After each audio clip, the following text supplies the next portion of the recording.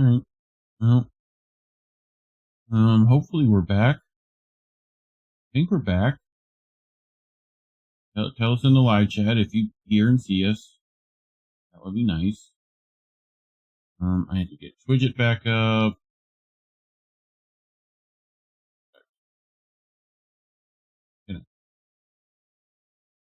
All right. Where were we? I think Rumble's still working. Hopefully. Sorry about that. Okay, there we go. Just lost connection, weirdly. It happens. Technical problems are a thing. Anyway, I'm sure the NSA is not happy with us. We were looking at Spider-Man. That's what we were doing. Right. So let me repeat for editing purposes. Let me repeat. So what I was saying. So before we got cut off, we were just about to hear from our favorite neighborhood web slinger, who made an appearance at the rally. So let's see what our favorite superhero Spider-Man has to say about Palestine. On the Virgo, no debate.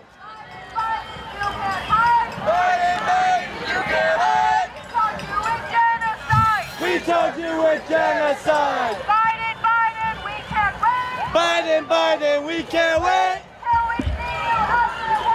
Till we see you at the Hague. Biden, we're not done. Biden, we're not done. The Intifada's just begun. Biden, we're not done. Intifada's just begun. In our millions, in our billions. In our millions, in our billions. We are all Palestinians. We are all Palestinians. From the river to the sea. From the river to the sea. Palestine will be free. Palestine will be free. Even with the bombs you drop. Our resistance never stops. Even with the bombs you drop. Why do you support Palestine, Mr. Spider-Man? Because I have a heart, I have a soul, and I love the people, I love the children. Long live Palestine, free Palestine, baby. Free Palestine, free Palestine, free Palestine, free Palestine, free Palestine, free Palestine, free.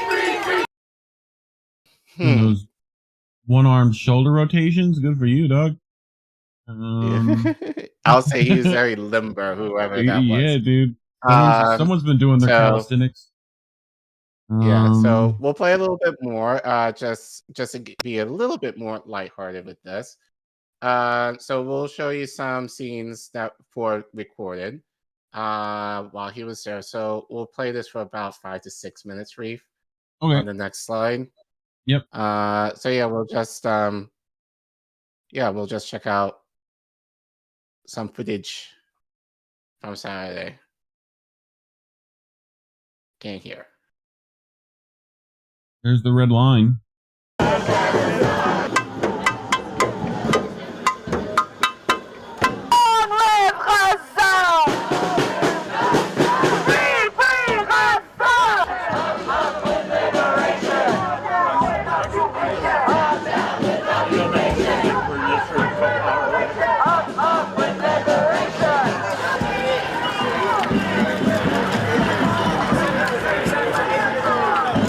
Not sure why that flag's there. Oh yeah, anti-protest. Probably.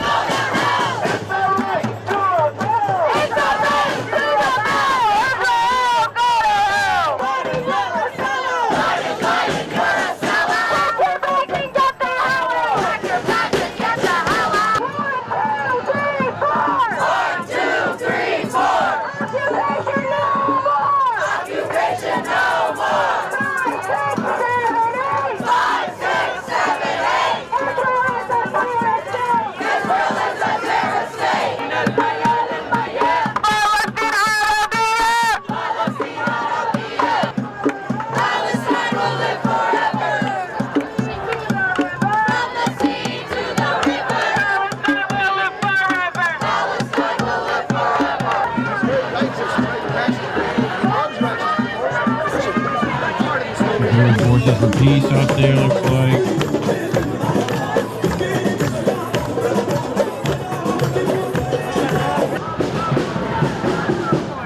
Yeah, where'd they go?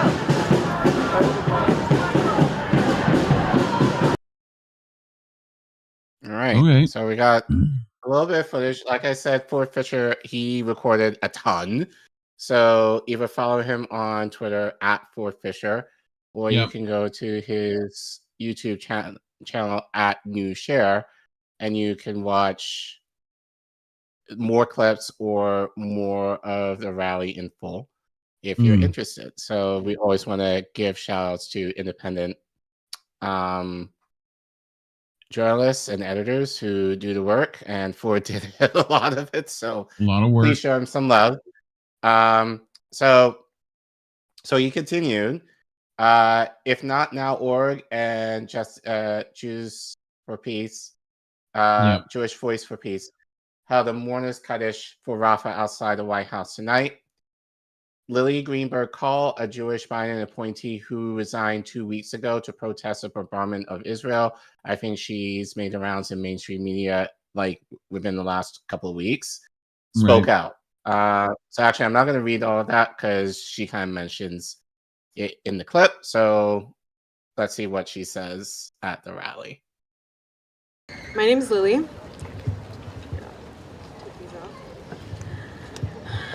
Can everyone hear me okay? Mm-hmm. My name's Lily Greenberg Call.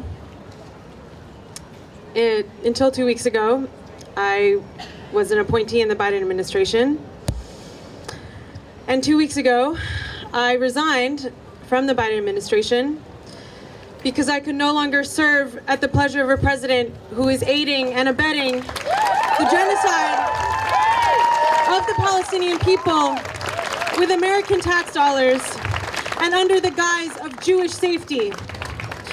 A genocide that does not bring the hostages home, that does not keep Israelis safe, does not keep Jews safe, that has killed over 35,000 Palestinians, 15,000 of them children, and who knows how many more stuck under the rubble right now. Shame. Shame. So my whole life, as a Jewish person, I learned stories of our people burning in crematoriums. The stories that live in our people's history, that live in my bones, of ashes falling over concentration camps, ashes of human beings, an endless winter, the burning of Europe's Jews for the sake of hegemony and supremacy. And then over the weekend, we all watch a video of Palestinian people burning alive in their tents. Children watching their parents burned alive. Shame. Shame.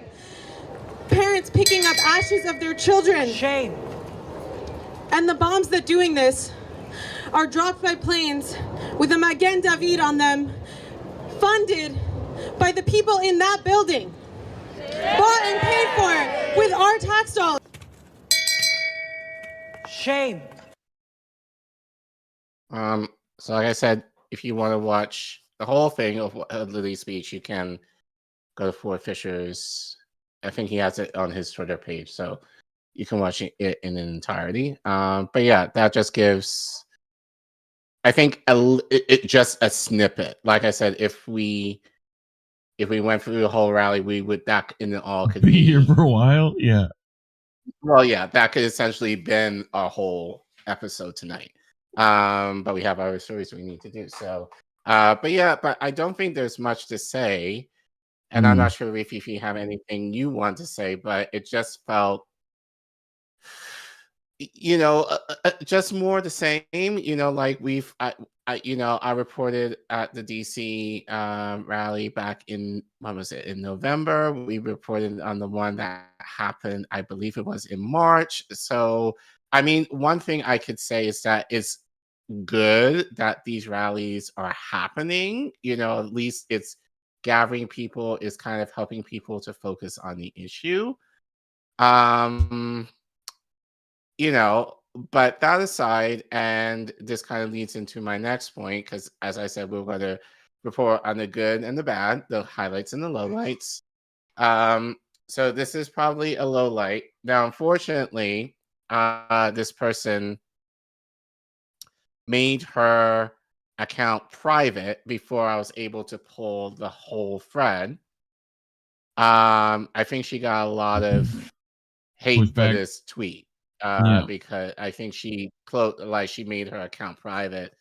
I think after some comments. So, but I was able to pull this one. This is the first of, I think, of a thread of about 5 tweets she did regarding the protest of the rally. And so at Comrade Shakira commented, I'm incredibly disappointed in today's red line action in DC. We cannot generally be the red line for the administration enabling genocide while not doing any material action aside from speeches and a long red banner around the White House. And actually, funny enough, I had a friend, shout out to James, who was kind of coming in. He was visiting from Baltimore. And I actually met up with him Saturday night briefly. And he told me that he didn't think much of the rally other than it was just a lot of speeches and just the people just hanging out, and everybody was just and went home. Well, he actually left early, he told me, because he didn't find it, I wouldn't say inspiring, but he just didn't feel like it just felt very random. It just felt disorganized and really wasn't worth his time to be there. So he left early. And we've talked about this before, you know, just in terms of the point behind rallies and its effectiveness. And I think we've said this on the show. I've said this on the show many times. One of the things I do get frustrated with in terms of rallies is it's great to kind of gather people towards a cause, but the issue that I usually have is what happens after that. How are you going to gather these people in terms of organizing to really affect the system? You know, it's one thing to kind of talk about the issue, but the issue is not the issue in itself is not the issue. The issue is the system by which a lot of the wrongs in our society and what we're seeing globally is what's the problem. And shout out to Social Emotional Learning with Dr. Donnie, who commented, people tired of symbolic action. So that's what Comrade Shakira was implying from the tweets that I did read, that it just felt very symbolic and not anything substantive, which also kind of confirms with what my friend James said. It just felt like it was just more of the idea of being seen and performative versus actually really connecting and actually doing direct action. Anything you want to say? Actually, you know what? Let's play the clip before I do any of this first. Okay. Cool. Which clip? So, the Ture clip. Yes. Yeah, I send it on to you on Discord. So I think we have to bring this guy up again. I actually thought about this morning as I was getting ready, because I think he kind of fits in to a lot of the thoughts that I think Comrade Shakira made, that I was also thinking about actually while I was showering in the morning. So we played this clip many times, but I think it bears repeating again for this. We might as well play the whole thing, so it's kind of short. So let's hear really listen to what Kwame says in terms of organizing as opposed to mobilizing. So go ahead. Conscious is linked to mobilization and organization, something we mentioned last year. We must make clear distinctions between mobilizers and organizers. To be an organizer, you must be a mobilizer, but being a mobilizer doesn't make you an organizer. Much confusion is to be found here. Malcolm X was a great mobilizer. He was a great organizer. Martin Luther King was a great mobilizer. He was not a great organizer. These facts can be easily seen from King and Malcolm. When Malcolm went to a place, he left a mosque. When King went to demonstrations, he broke down desegregation and he moved on. As a matter of fact, King was not concerned with organization to the point that even though he was the most popular Baptist preacher in America, without the shadow of a doubt, and probably beyond the shadow of a doubt the most loved, he could not become president of the National Baptist Convention. Yeah, so many of them. The National Baptist Convention. As a matter of fact, if my memory serves me correctly now, and I remember it was Muhammad Speaks that carried the article on the front page in 1964 when King tried to become president of the National Baptist Convention. There was so much confusion there that a minister was actually pushed off the stage and died in the struggle. Yeah. And of course, King lost. The man who won was a reactionary man by the name of Jackson. He never did nothing for the people, never cared about the people, just was a pork chop minister who used their money to put gas in his big Cadillac. But he was organized. But he was organized.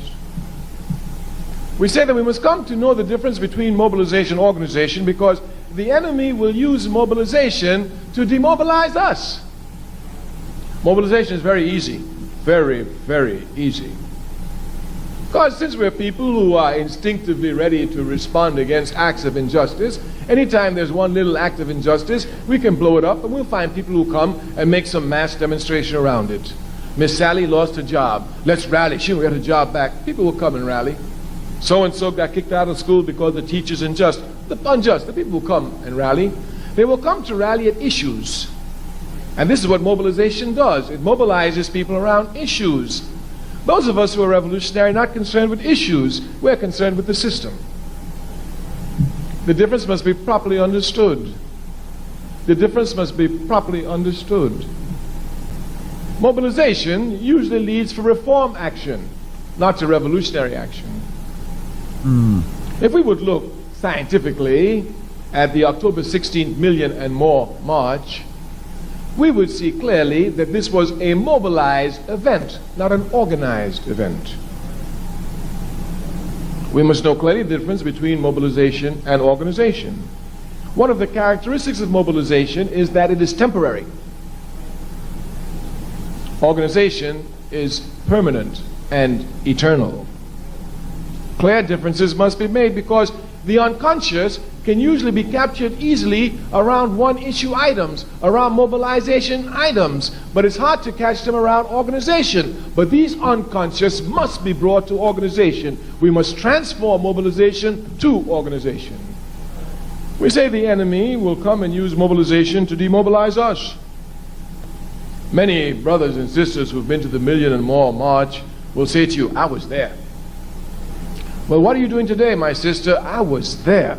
There weren't too many sisters out there, but you know, with a million brothers together, you know where I had to be. I was there. Yes. And then, of course, you find brothers, yeah, I was there. I helped you. What are you doing today, brother? If we're not careful, we allow mobilization to become events. The struggle is never an event. It's a process, a continual, eternal process. I mean, You don't lie. and I think we've talked about this off camera, but Yeah. it's just a lot more of this versus organizing, which takes a lot of work. It's more behind the scenes. And depending on what it is, takes years to really come to fruition. And it's So, also but very it's easily co-opted and manipulated as well as mobilization. So it's like, right. which But Kwame's I think talked even about. the key with that, and right, which she, yes, and Misty, shout out to her because she's talked about this. I think especially with her son's actions, she has mentioned that how very careful she is of who she kind of allows within her circle to do any of the rallies or any of the organizing that she does for that reason. So it's kind of like those kind of things in particular you want to protect, because, and I think you saw even in the civil rights movement, get like Black Panthers, hello, you know, there were people who infiltrated, you know, what the Black Power movement was trying to do. So there's a lot of care and a lot of wariness that you have to do in order to organize, but it's a necessary thing if you want revolutionary change. Now, how does this relate to this rally? I would argue, and thank you for pulling this up. So this is actually a chart that I looked at one of my organizational meetings 3 years ago. So at the top, you can kind of see the type of organizing there is: direct service, self-help, civic engagement, advocacy, organizing. And then you see the focus. So some of it is individual, and the others are systemic. How those organization types relate to, well, the change that you're looking for within that organization structure depends on the relationship to the existing power structure, and then the role of the constituent / you. And so if you take a look at the chart, and if you look toward the bottom where you see advocacy, the focus of that change is systemic, but the relationship to that power structure is, for you, you accept the existing power structure, but you challenge the outcome. So reformist. As Kwame was saying, so the idea of that is kind of more of a reformist stance. So your role within that as a response is a passive one, as the example gives: attendance at rallies, etc. It doesn't require much of you to do. So, and I see this as, and we were talking about this last night, we do not know for sure within that rally who was there really for revolutionary change. Yeah, some people might be there. I would argue many people were there, you know, because they want Palestine to be free and they want a ceasefire and all that kind of stuff. But honestly, that the idea of having a ceasefire, you know, in terms of what's happening in Palestine, is really the floor. Honestly, like, you get the ceasefire, then what's going to happen? Where's the revolutionary change? And we've talked about this too, is that often when we talk about organizing and when we think about policy, we often don't think about what's the end goal, what's the grand prize. So in the case of Palestine, what is the grand prize? It's not a ceasefire. No. Like, no, that's step one. Yeah. The real grand prize is the liberation of the country. Yeah. So what is that going to take? So after the ceasefire, what will that entail? Like, so along with that, given that, so the last type of organizing is the organizing. So which challenges the existing power structure, and which is, as a result of that, your role is a more active one, which is the development and implementation of campaign planning and actions. So there's strategy involved. There's you gotta have a time plan first. involved. You have to plan this out. So that's not to say that rallies in and of themselves are bad. They're not. But what I see as of late, and I think in more recent history, what I'm seeing is often, I think the idea is you do the rally first and then organize from there, which I argue is extremely difficult to do. It should be in reverse. There should be organizing that has been occurring all along, and from that, from those actions can result in a rally. That's, again, a good example of that is Misty. Like, often when she has her rallies, that's usually in response to something that she's noticing within the trial, and she's connecting with her network and being like, okay, we've been doing this and this and this. We've been rallying at here and here and here. Where should we go next? What should we plan next? these are the kind of discussions that we know that Misty has constantly. Yeah. So her rallies, they may be small in scope, but they're not random. No. They're effective in terms of noticing what's happening with the Assange trial, noticing what they have done in past rallies and what other actions they've done in the past, but also like mostly a lot of stuff that she does is ongoing. There's stuff that she does all the time that is not necessarily promoted probably as much as she does, but she does what, like candlelight vigils for Assange, like what, at least once a Frequently week? tries to. Like, yeah, frequently enough. So it's like these are the things that you may not necessarily know, and I'm giving Missy as an example. But the idea, like with organizing, this is like almost, I would say, a lifelong thing. This is like a constant tending to in terms of planning and strategizing and implementing action plans to meet your goal. It's not just a one-off like a rally can be. Yeah. And so I think we're kind of hitting that point, and we talked about it last week or a couple of weeks ago with Caitlin Johnstone. I think she meant this in a good way in terms of like with Palestine is becoming popular to kind of talk about. I think there's a double-edged sword in that, because yes, it's becoming popular, but people are looking at it in the way that, you know, during like the Black Lives Matter movement, especially with George Floyd, that people would put, I think we're putting like that black square like on their Instagram profiles or some bullshit like that. It's just very performative, and it's just the idea of like, and I would argue even, you know, I have a watermelon in my profile name on Twitter, but the difference is I've talked about the significance of it. You know, I've done the research in order for that. We talked about that on the show, you know, many times in relation to that, the watermelon and its significance in Palestinian and Black culture. So, but I think most people will just put up the watermelon emoji because they know, oh, it's Palestine, and not necessarily know or educate themselves on the significance of it and why it's important. Yeah. So, but I think in this last table that I have here, organizing is relationship building is important and central, and the entry point into. You can't do that at a rally necessarily. No. Like if anything, that should be happening before you have the rally. And I think that's ultimately the most important thing, is building relationships with people. Organizing is a collective effort that relies on numbers to create change. Organizing is an outside strategy.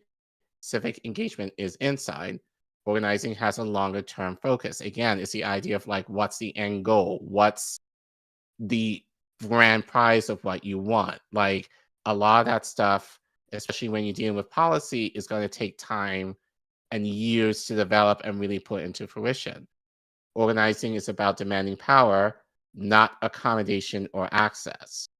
Organizing develops leadership skills. Like you're going to need, and we talked about this, I think, in terms of, you know, parties, like who are the leaders, who will rise up to the occasion and being recognized as leaders within the community and such, and elevate and highlight those actions by those people for them to help make these promotions. So yeah, I don't necessarily see people doing that. Definitely not leaders with you know, clear, concise plans, goals, and wants for actual power outside of this system. So, like, you know, so like it's either what was it? Accommodation or access. Like we don't need access anymore. Right. And we don't need to be accommodated, which is what these feel like. You know? Right. This is, you need to be taking your power back, as Rage Against the Machine would tell you. You know? Right. So how that looks, I'm not sure yet. But no, and like look, art, you'll know it when you see it, I'm betting. Right. I'm no expert on this. I'm just learning this. But right. But the idea is that you're building relationships with people. you're cultivating that kind of community and you're kind of developing your thesis of the issue together and be aligned on that thesis to figure out, okay, this is what we want to do. This is, this is the end goal. What's the plan? Let's strategize as to how we can get this step by step by step by step. So Right. unfortunately, that's not the sexy work, and this is why, like for many times with organizers, you may not know who they are because they're often working behind the scenes. They often do not want to be seen.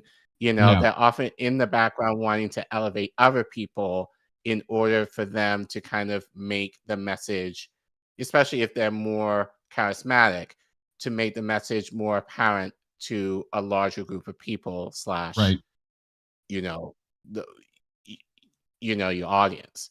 Yeah. So, so again, I'm not knocking any rallies. I think they have a place, but I also believe that rallies have a place in terms of actual organizing. I believe that has to come first, and then the rallies are birthed from there. But I think that people are just looking to have the rally.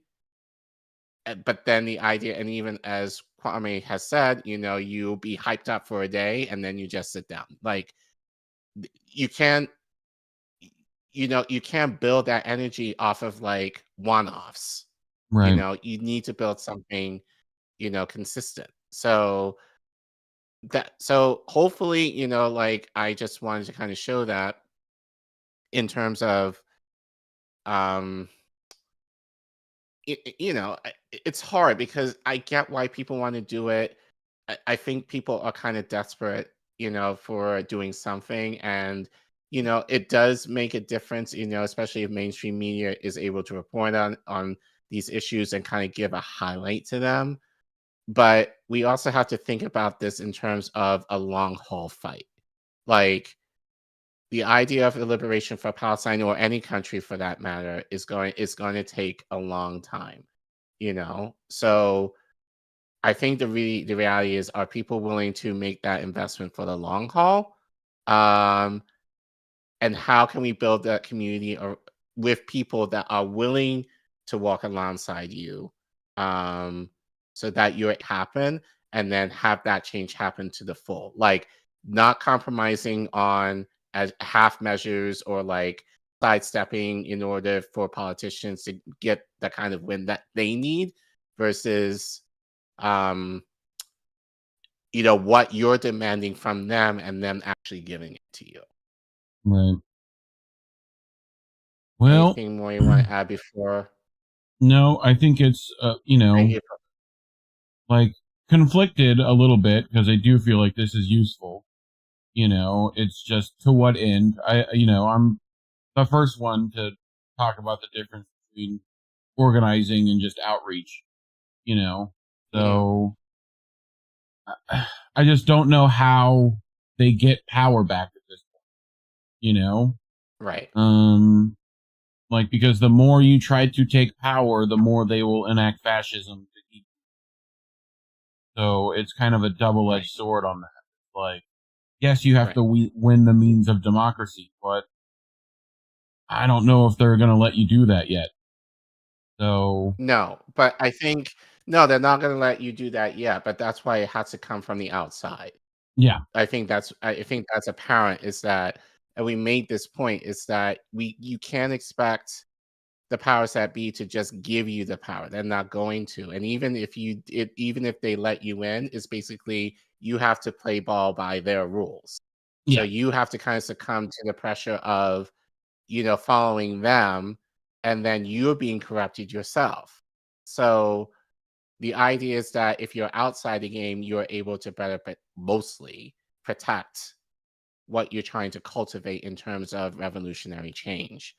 Yeah. But again, that takes time. That takes a lot of courage. But more importantly, you need to have people who are invested, truly invested in the mission and being unapologetic in that, so that the hope is that it doesn't get corrupted, even in the face of people who will try to occupy it or co-opt it for their means.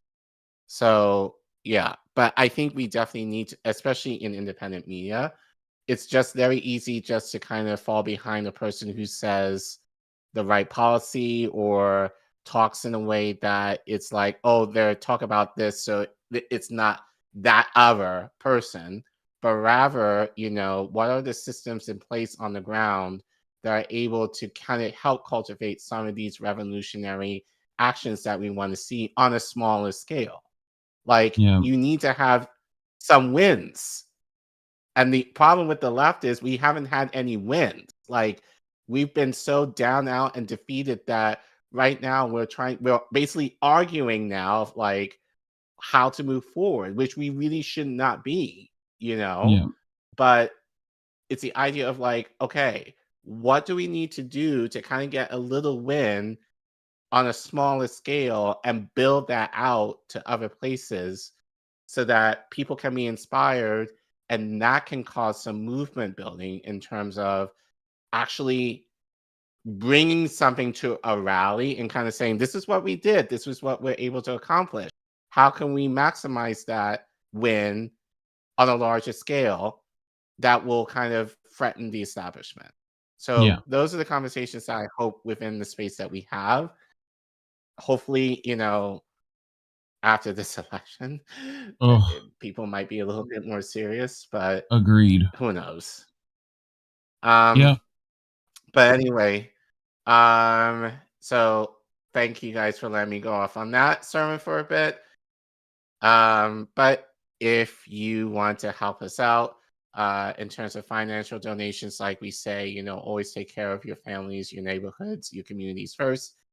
But if you care to give us a little something, we do this out of love, but we obviously need to continue to any support, to help, pay the bills around here, in addition to upcoming stuff that we want to do in order to build out the network.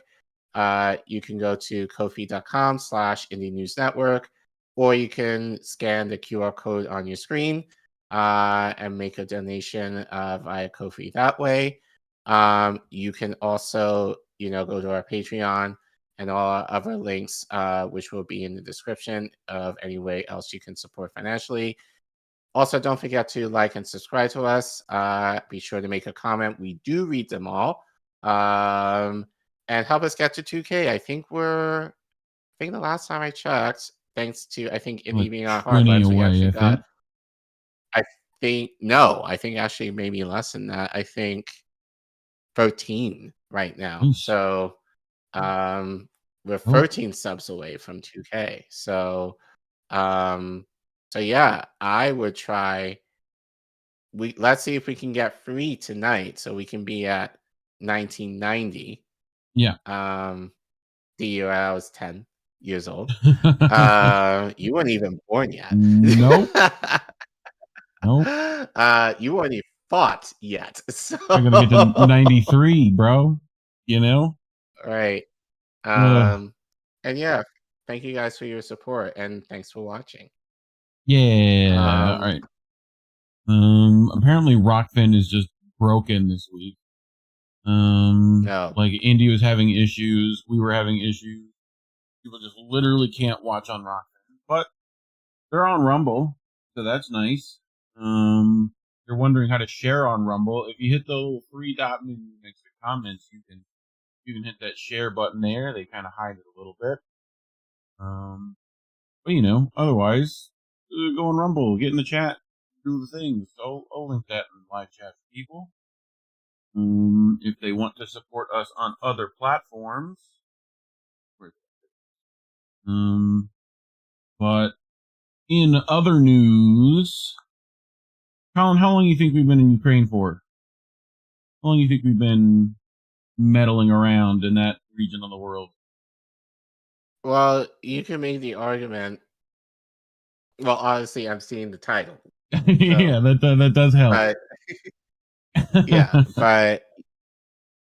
but imperialist nations, usually, as history serves, often have a much longer term of dealing these countries in a way than what we usually like the fact that we're kind of Ukraine is at war with Russia now. it shouldn't be a surprise just given history. Yeah. They don't just happen in a vacuum. It just does not just happen.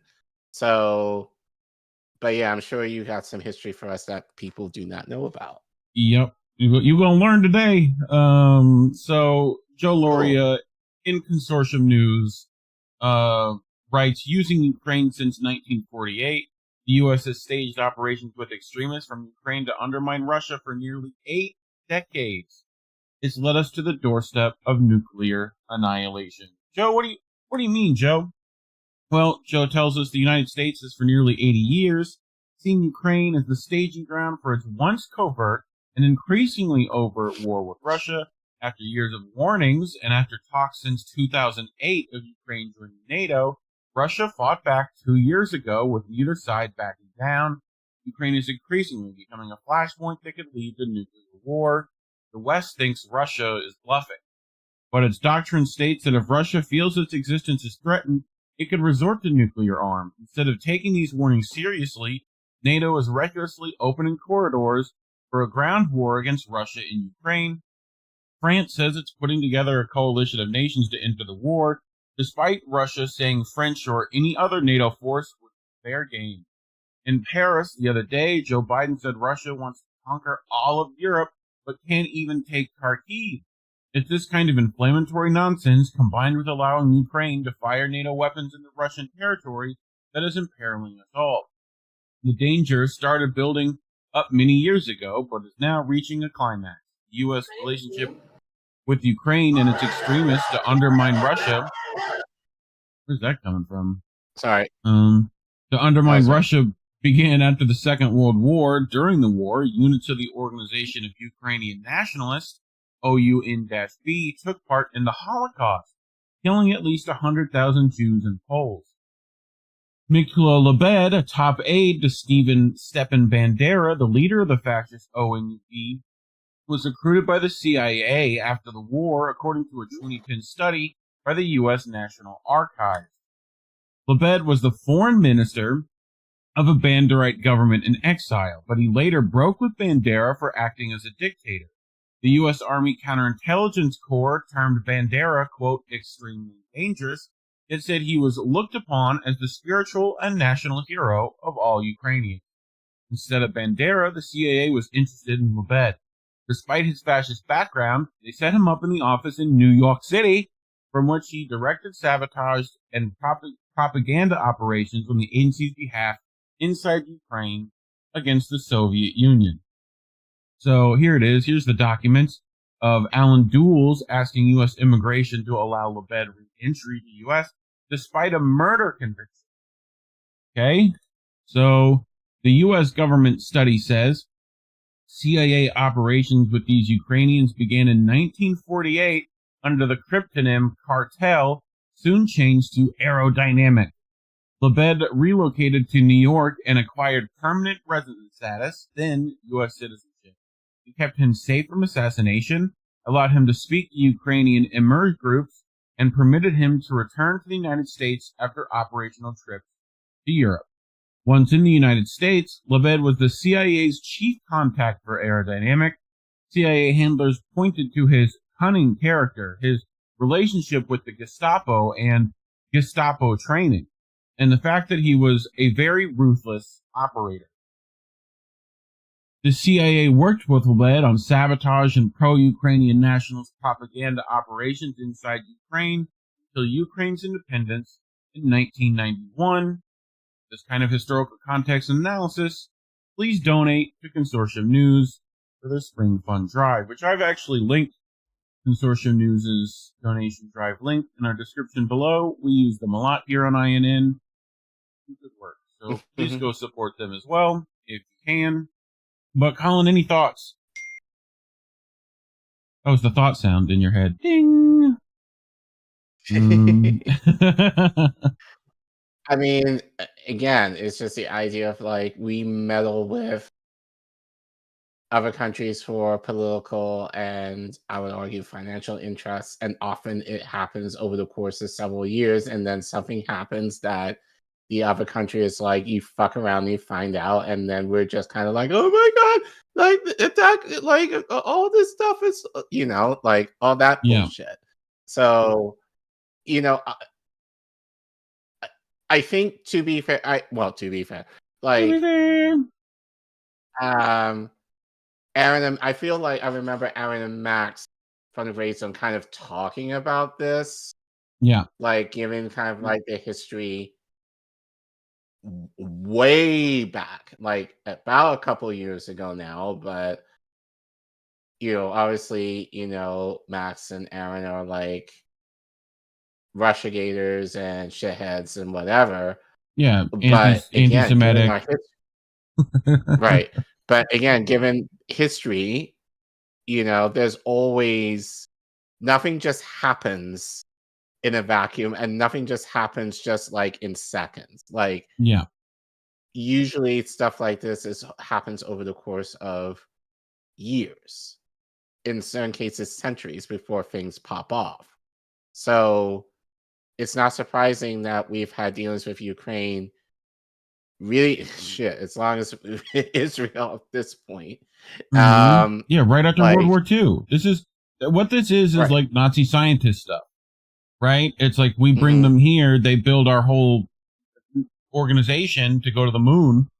Like, that's all, Werner von Braun and all that jazz, like, we let the Russians spend countless gallons of blood for us.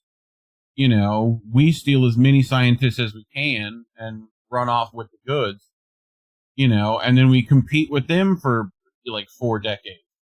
So, right, like space racing and whatnot, and trying to economically sanction them and so on and so forth, which we are continuing to do.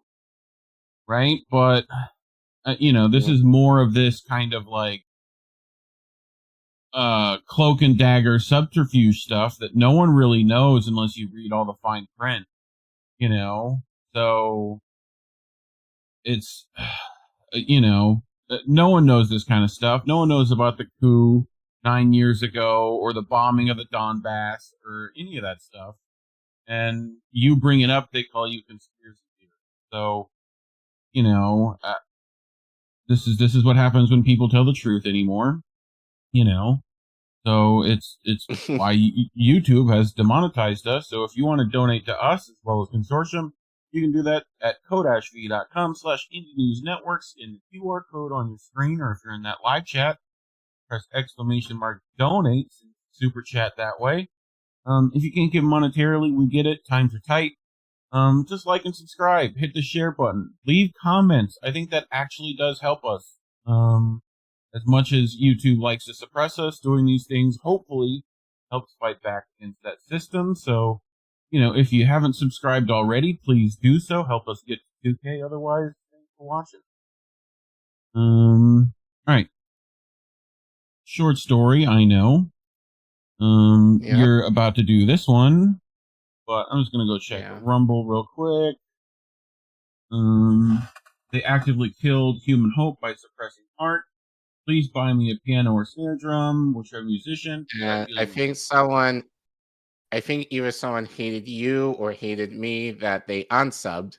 Oh, did they? Whatever. Who knows? It could just be YouTube being nonsense. True. Yeah, that's true too. But anyway, you ready for your story?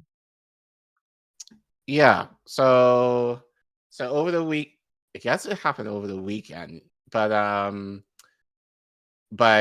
Israel retrieved these 4 hostages, but at the expense of killing close to 300 Palestinians in order to do it. So obviously, I think initially, mainstream media was like, great, we got 4 hostages, and everyone was celebrating, and the Zionists were like cheering and whatever. And now I think as the dust has settled a little bit, now even mainstream media is kind of taking a step back and kind of now saying, oh, but, there are close to 300 people that were killed in light of gaining 4 hostages. So Mm-hmm. Moving forward. So Rania Khalek made mention of this almost immediately, where she tweets, "Hundreds of murdered Palestinians" is essentially a footnote for the New York Times. Of course. So, so in the New York Times, which I guess this was reported on over the weekend, where they say Israel rescues 4 hostages. Gazan officials say scores of Palestinians are like just the word scores. Yeah, I know. Like It's but always it's the very worst interesting framing. that vocab, but it's kind of a very passive way of minimizing. Well, it's also hostages, right? This word itself. These are people who are, every citizen is a member of the IDF, yes? Therefore, these are all prisoners of war. They are not hostages. Like, because they are definitely claiming this is a war with Hamas, yes? So therefore, these are prisoners of war, and no one talks about the Israeli prisoners. We do. We talk about Sid Taiman, Israel's Gitmo, and the terrible things that are happening there. The rape and the torture and the murder. Like, so much so, they switched to metal handcuffs and had to start amputating prisoners because of handcuff wounds. Right. You hear any Palestinian hostages that have to be amputated due to handcuff wounds? Any of them? Name one. No. Ugh. Like the joke online was these hostages seemingly gain weight. Like during they their baked time. them cakes. They said that they would eat before their captors ate. Like, right. Ugh. But you got this over here. Here's the footnote. Right? Yeah, scores of Palestinians, including women and children, were killed during the rescue. So again, scores again, which is not wrong to say, but again, they don't want to put a number. First of all, no one says scores, but for those of you that don't know, a score is another way of saying 20. So as in 4 and 7 years ago. 7 years so ago. Kind of, right. So it's antiquated, but again, it kind of minimizes or lessens the blow of, the total of Palestinians that as of right now are close to, in this assault, is close to 300. Shout out to friend of show, Nuno Marquez, who also tweeted, "Who were the 4 hostages rescued yesterday? 3 of them were IOS soldiers, and 1 was an armed guard at the Nova Music Show. Notice how they're talking about what happened. Clearly, the lives of those 4 Israelis mattered more than 220 Palestinians. That's a ratio of 1 to 50. So, So I noticed that immediately these were IOF soldiers. So obviously, they're going to be very useful, like in terms of, the Israeli, campaign. I wonder though if they weren't soldiers, though, if they were, I can imagine if it was a child, that would be one thing.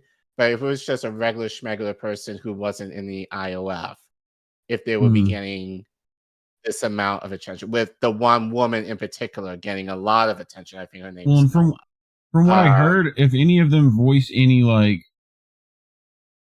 positive treatment from Hamas or whatever, people are telling them like, "I'm sorry you returned. Like, I wish you were still a hostage." Like, which is what just tells you everything you need to know about how they actually view these hostages. That they are pawns to them. Like, that they are bargaining chips for Israel. That it's the reason why they are carpet bombing the entire area. So, well, Bibi has made that clear. Like, he doesn't give a fuck. That's why that's why Israelis are protesting. It's not and I talked about this last week. Israelis are not protesting Bibi to save the Palestinians. They're protesting him because he's basically like, I will fuck over the hostages in order to ethnically cleanse Gaza. Yeah. That's what they're protesting. Yeah. So, but anyway, once again, shout out to Jessica Corbett from Common Dreams, who wrote up this report. Horrific massacre. IDF kills 200 plus Palestinians, rescuing 4 hostages. It's a nightmare at Al-Qaeda, said Samuel Johan, MSF coordinator in Gaza. How many more men, women, and children have to be killed before world leaders decide to put an end to this massacre? Mm-hmm. Palestinian officials said at least 210 people were killed and more than 400 injured as the IDF conducted an operation in the central Gaza Strip on Saturday to rescue 4 of over 240 hostages taken by Hamas militants last year. Israeli forces rescued Noah Aragami, Agag Miradan, Andrea Kosov, and Shalomi Ziv, all attendees or security guards at a music festival that Palestinian militants attacked on October 7th from 2 locations in Gaza's Nuseirat refugee camp, according to the IDF. There are 116 hostages still being held in the Hamas-governed enclave, and at least 41 are believed to be dead. Abdul Odaida, a spokesperson for Hamas's military wing, said Saturday that the enemy succeeded in releasing some of its hostages by committing horrific massacres, but at the same time killed some of them during the operation. CNN reported that spokespeople for Israel's police and military said an Israeli policeman from a counter-terrorism unit was killed, and estimated casualties from the operation at under 100. The outlet also noted a higher death toll cited by Gaza officials and spoke with witnesses, including Abdullah, who said that dogs were eating people's remains. Jesus we pulled Christ. out 6 martyrs or torn up children and women. We risked our lives to get them to the hospital. As the Associated Press detailed, the bodies of 109 Palestinians, including 23 children and 11 women, were taken to Al-Qaeda Martyrs Hospital, where spokesperson Khalid Daran told the Associated Press more than 100 wounded also arrived. He said that overall 210 dead had been taken there and to Al-Wida Hospital, saying that he had spoken to the director there. Al-Wida's numbers couldn't immediately be confirmed. AP reporters saw dozens of bodies brought to them from the Nuseirat and Deir al-Habal areas as smoke rose in the distance and armored vehicles rode by. A baby was among the dead. Small children wailed, covered in blood. Bodies were placed on the ground outside, their feet bare, as more wounded were rushed in. It's a nightmare at Al-Qaeda, said Samuel Johan, Doctors Without Borders coordinator in Gaza, in a statement. There have been back-to-back mass casualties as densely populated areas are bombed. It's way beyond what anyone could deal with in a functioning hospital, let alone with the scarce resources we have here. You reported 2 weeks ago of American doctor, dealing with these conditions. So I think it's called Doctors A Doctor in Gaza. Gaza. I think I believe is the clip. So please check that out if you want to hear the full details of it. American doctor's perspective, working in the Khan Yunis region of Gaza back in the spring. Yep. But anyway, in addition to killing more than 800,000 Palestinians and wounding over 83,600, according to Gaza officials, the IDF's 8-month retaliation from the October 7th attack has devastated civilian infrastructure across the besieged coastal enclave, including hospitals. Many more men? That attack was a hostage rescue situation. From what I've read, was that Hamas was trying to get prisoners back.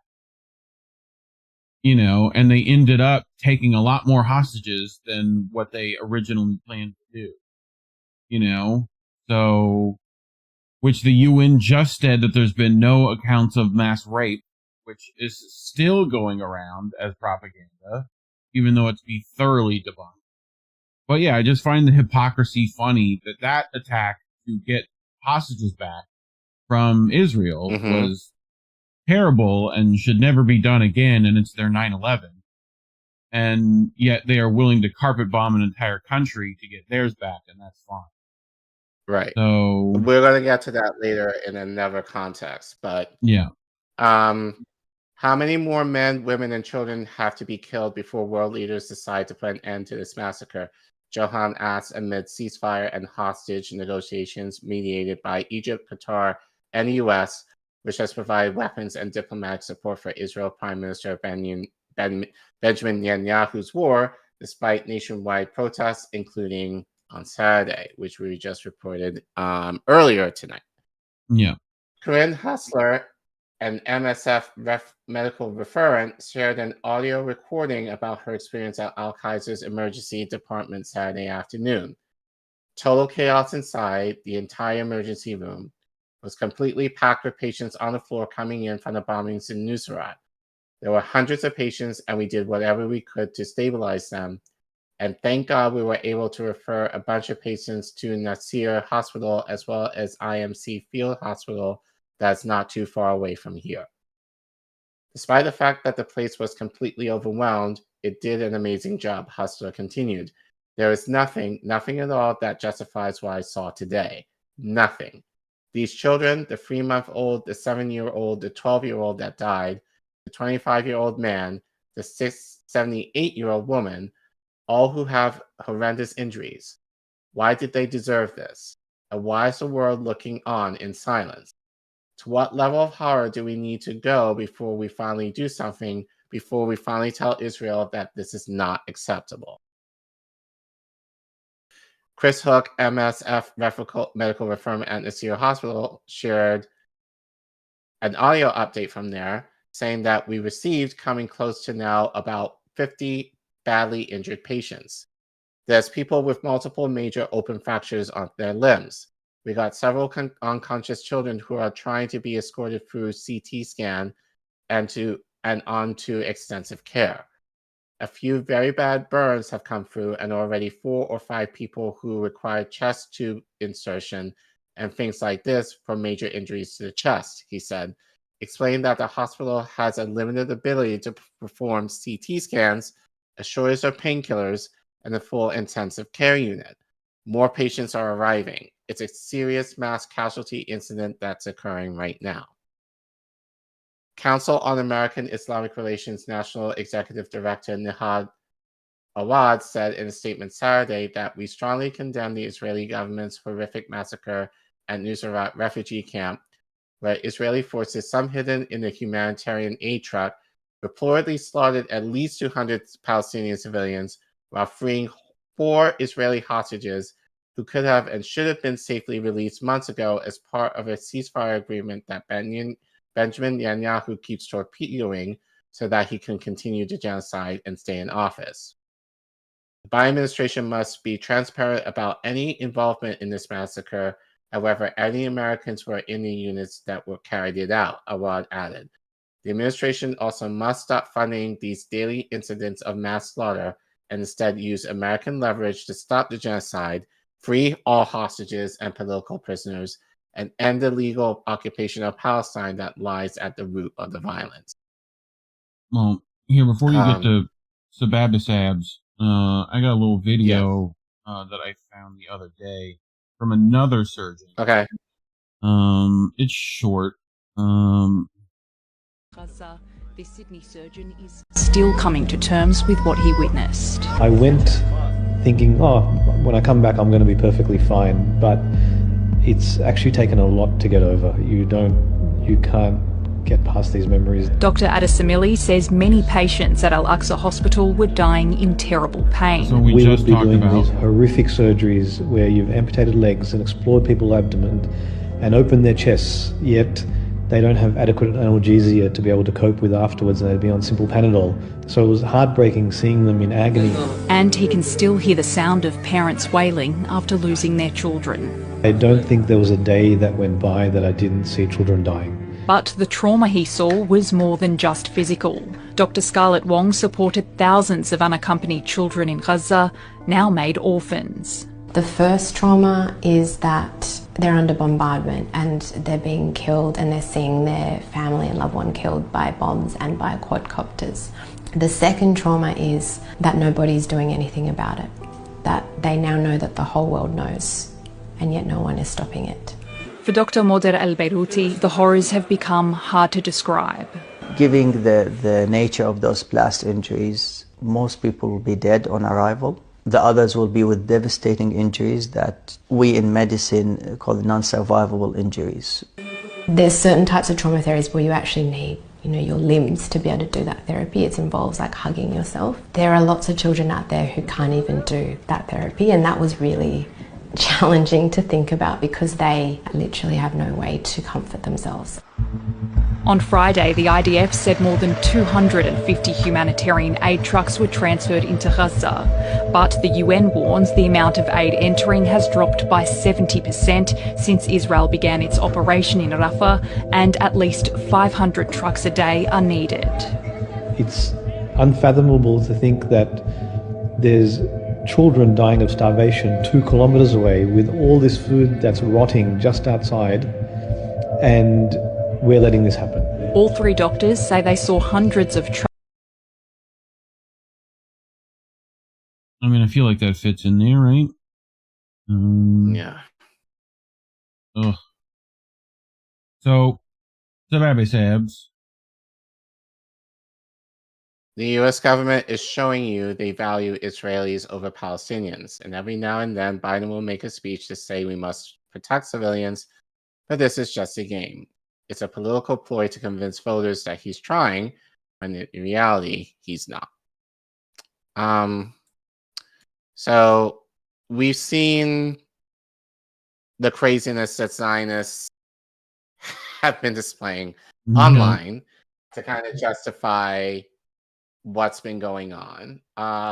And I found this thread of a tweet. It's long, but I think it does an amazing job of kind of explaining the cognitive dissonance that Zionists have in terms of what's happening in Palestine to justify, their own actions. So I thought this was worth putting in, even though it is long.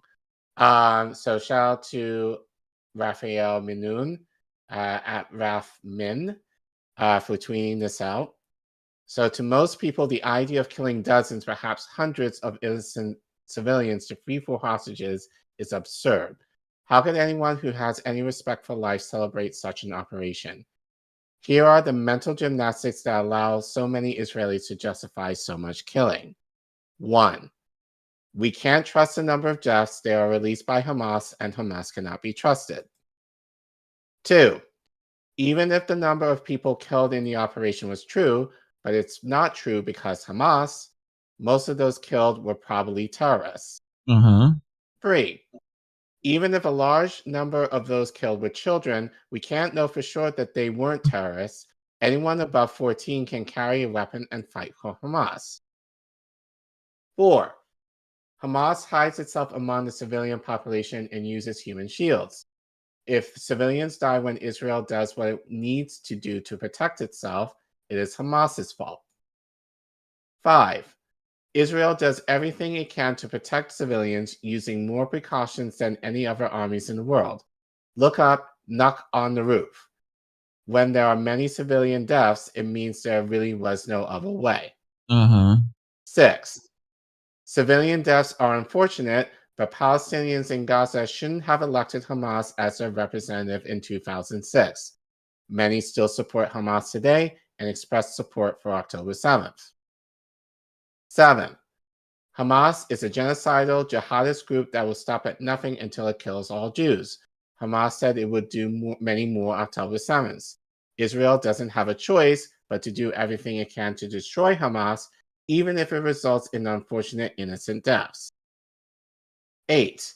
Israel withdrew from Gaza in 2005, and Gaza could have become a successful enclave like Dubai, but Gazans prefer to continue fighting for all Palestine instead of being satisfied with the territory they had and focusing on improving their situation, which even in that is bullshit. But, this whole thing's bullshit. It's the whole point of the threat. Right. Is that it's all but bullshit. This one in particular, because I heard someone kind of mention this, you know who I'm talking about. Yeah. Not in this language, but kind of alluding this. But yeah. So 9.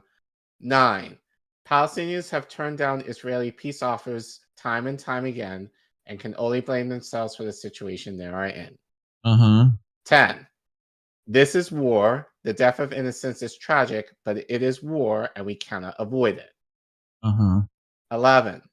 Israel is a democracy, and even if there are unfortunate mistakes, as in every war, they are thoroughly investigated to ensure they don't happen again, or those responsible are held accountable. Well, Central Kitchen workers ring a bell? Oh. And all of them, all but maybe a couple of them were Westerners. So the only thing that I know they held accountable for is that they fired 2 officials, for what I understand. And that was it. Anyway. 12. Remember, pro-Israel people usually believe all these justifications at the same time. Those compound each other. And taken together, they give them the assurance that killing dozens, perhaps hundreds, of innocent civilians to free 4 hostages is completely acceptable. When this is the headspace people are in, there is no convincing that it's possible. Or if there is, it will take years, perhaps decades. And as we see in Gaza and the West Bank every day, we don't have this kind of time. This is why boycotts, divestments, and sanctions are the only way things will change. Supporters of Israel are too far gone. Only external pressure that increases the price of the occupation and violence can end the bloodshed, apartheid, and colonization. So I thought that was an A+ thread from Raphael that kind of speaks to, again, the cognitive dissonance that we're seeing. You see online with some of these Zionists kind of justifying what's happening. Easy to acknowledge their pain, but cannot acknowledge the pain of the Palestinians that they are causing. Oh, I mean, that's we've heard all those arguments put up against us, and every one of them, so it's just, sad to see the web of lies these countries create to, whitewash their genocide. But anyway, you brought this from Omar Badar. Omar Badar. So he's making the rounds in mainstream media. I think this is one of the few people, Palestinians, who's actually able to talk about Palestine in a non-apologetic way that doesn't get him kicked off, although I wonder how long that's going to be. But here he is. He did an interview on CNN kind of talking about this, and just and to kind of add to what others have said. He tweeted, to celebrate an operation that kills hundreds of Palestinians to save 4 Israelis is to openly say Palestinian lives are worth less than Israeli ones. If Hamas killed 200 Israelis to rescue 4 Palestinians from Israeli dungeons, our government would be condemning, not celebrating. Yep. So I'll have him explain more into that in this interview. So go ahead. There's no question, I know there's some dispute about the specific numbers, but what unfolded yesterday was unquestionably a massacre. We have seen the images of the bodies of children littering the streets. We've seen the horrific scenes of the hospitals of weeping parents and bloody children. And to look at an incident of that scale, to see that many casualties, and to celebrate this as any kind of success is effectively to say that the lives of Israelis are more valuable than the lives of Palestinians. That is the only way anybody can celebrate this as a success. Now, it's unsurprising that that's the view of the Israeli government. They've made it absolutely clear that they don't value Palestinian lives at all, not just throughout this campaign of assault on Gaza over the past several months, but Israeli policy towards Palestinians for much, much longer. What has been disappointing is the way our government also has reduced the massacre to a footnote and focused primarily on the retrieval of hostages. And Frederica, all you have to do is just imagine the reverse scenario. Right now, as we speak, there are thousands of Palestinians who have been kidnapped out of Gaza, placed in Israeli detention without any charge or trial. There's an article in the New York Times outlining the absolute horrific abuse they are undergoing on a daily basis. And if Hamas today were to carry out an incursion into Gaza, kill a couple of hundred Israelis, and then retrieve 4 Palestinians, would anyone in our discourse be celebrating this as some kind of victory? Would anyone even know the names of the 4 Palestinians who had been rescued from Israeli detention? We know the answer to that. And that's because we currently have a moment in which it's incredibly upsetting, the fact that we don't see Palestinian lives as equal or as deserving of the same kind of concern. And we carry on just accepting this mantra of Palestinians as collateral damage and a necessity, and continuing to treat the Israeli government as some kind of protagonist in this story, even though they are ultimately responsible for the situation in which we find ourselves in. So when you hear the National Security Advisor Sullivan saying the preference is a ceasefire from this point forward, do you believe it's possible, and or do you believe that the release or rescue of more hostages can come without the cost of civilian lives? Yeah, Frederica, it's even more than just civilian lives. The Israeli insistence on pursuing the release of hostages through purely military means has in fact killed far more Israeli hostages than they have rescued. And I'm talking about Israeli bullets and Israeli bombs that have cost the lives of their own hostages. There is no question that a ceasefire and an agreement to exchange hostages is the only path forward in which you can guarantee the safety both of Israelis and Palestinians out of all this. We've seen the biggest number of hostages being released the last time there was a temporary ceasefire in which we agreed for an exchange of hostages and prisoners between the two sides. And that is obviously the path forward. There is currently a deal on the table that basically says, in exchange for the end of this war on Gaza that has just utterly devastated Gaza, killed nearly 40,000 people, in exchange for an end to that war, Israel can get all of its hostages back without another person being killed from this point moving forward. There's simply no reason not to accept that, except it seems that the Israeli government's goal of destroying Gaza seems to rank much higher than the lives of their own hostages, which is why we're stuck in this grotesque scenario. And it's why Netanyahu seems to be beholden to the fanatical wing of his own government, who are insisting that the ultimate goal has to be either the ethnic cleansing of Gaza or the permanent reoccupation of Gaza. And we're stuck in this situation where there is no real plan for what happens after this war. And in the meantime, people are going to continue to get killed. The fact that the United States, that the President Biden clearly has some tensions with Netanyahu. Unfortunately, those tensions have not led to any real or meaningful pressure. The only way President Biden can actually change Netanyahu's behavior is by credibly threatening to withhold U.S. military funding for Israel if Netanyahu does not change course. That, unfortunately, does not seem to be on the table. But I think Gantz is banking on that pressure ramping up moving forward and is trying to express a more clear and decisive disagreement with Netanyahu, hoping that when there is more mounting American and domestic Israeli pressure on Netanyahu, that he might potentially be there to essentially reap the benefits of that discontentment and take charge. But ultimately, really, we're stuck in a situation in which you need a ceasefire.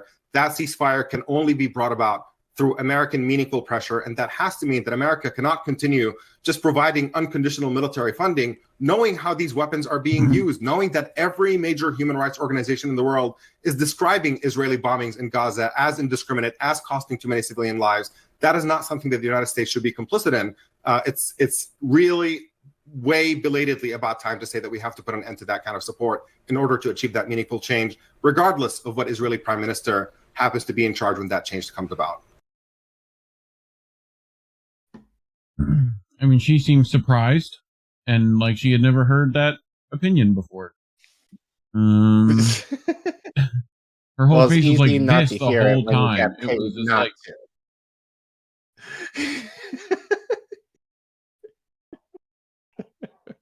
Because the entire interview was that. Anyway. What? What? I mean, yeah, kind of, but don't say that here. Like, well, that's why I said that might be the last time he's on CNN. But at least he made it count for that. What I'm really not fucking looking forward to is that fucking day right there. That's gonna be a fucking shit show of a day. I just want to fucking lock myself in a room on June 27th and not come out. Wait a minute. What day of the week is that? Oh, it's Thursday, so we don't have to talk about it. Thank God. But I mean, I'm sure other channels will. So. Oh yes, they will. You can watch them to talk about it, but we will not report on it. Nope. Yeah, we'll do other stuff. But speaking of reporting on other stuff, so we alluded to this in the tweet that we sent out earlier today. So it's all Marvel. We got Spider-Man earlier, and now I know, right? We got X-Men 97 to be specific, and I have not. Now, to be very fair, I've not watched the whole series in full, other than like bits and pieces of clips that I've seen on YouTube. But I know the gist of the season, and for what I do know, it's amazing. At least certain episodes, I think, were definitely like top notch. But I wanted to kind of play this clip because now, granted, I believe this season was written way before any of this happened. You know, I think any of this was going on. Like, but I think just certain events that had taken place in the show. So I will give slight spoilers to those of you who have not seen it. So if you do not want to be spoiled, leave and you can come back in about 5 minutes. But I think just some of the things that happened in this season of the show are too on the nose of what's going on in Gaza right now. So in this clip, not a well-known clip, but basically Genosha, which is the mutant haven Island of mutants, developed. Yeah. The Island of Mutants was essentially like Haiti destroyed. For mutants. What's that? Like Haiti for mutants, right? Yes, and it was leveled. Yeah. You know, by Trask in the show with their sentinels. One of the things they turned it into like a trap for other mutants at one point, I think. Right. I remember correctly, which is a whole other like storyline that I'm sure is applicable in multiple places. Right. Turns out the art you like might be related to, real world events, turns out. Right. So yes, back cookies Genosha Island, yes. So this happened on Genosha. So the X-Men get there in the aftermath of the destruction, and Beast is talking to this newscaster, kind of similar to this, who I guess apparently he was dating. Yeah. Like, little fun fact, he was dating this chick. Beast and can get it. So Beast has some words for her regarding what happened. So yeah, we'll watch it. And YouTube, don't like it.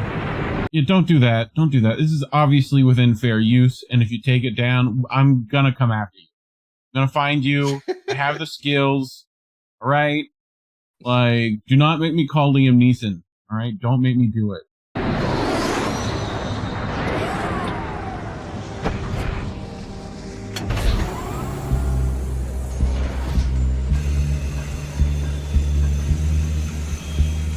Look for the helpers. You will always find people who are helping.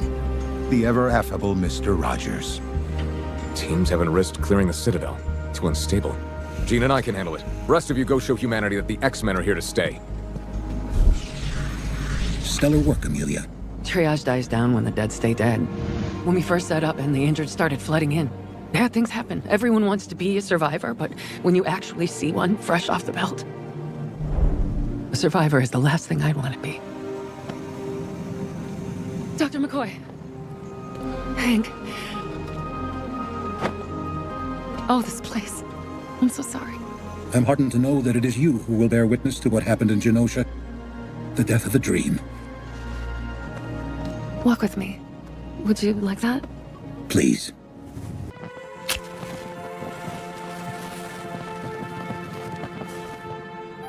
The priority for the foreseeable future must be damage control. Hell, tall order when mutants everywhere are taken to the streets. Riots are the language of the unheard. Martin Luther King. But smashing windows is destruction, not communication. Normal people won't accept mutants if they feel threatened. That fear is the whole issue. Perhaps the professor's vision for the future was too nearsighted, and begging for your tolerance was our first mistake. Hank, no, that's not what I was saying. But it is what you mean. That is the issue. As was your reporting outside my home while my friends were dying.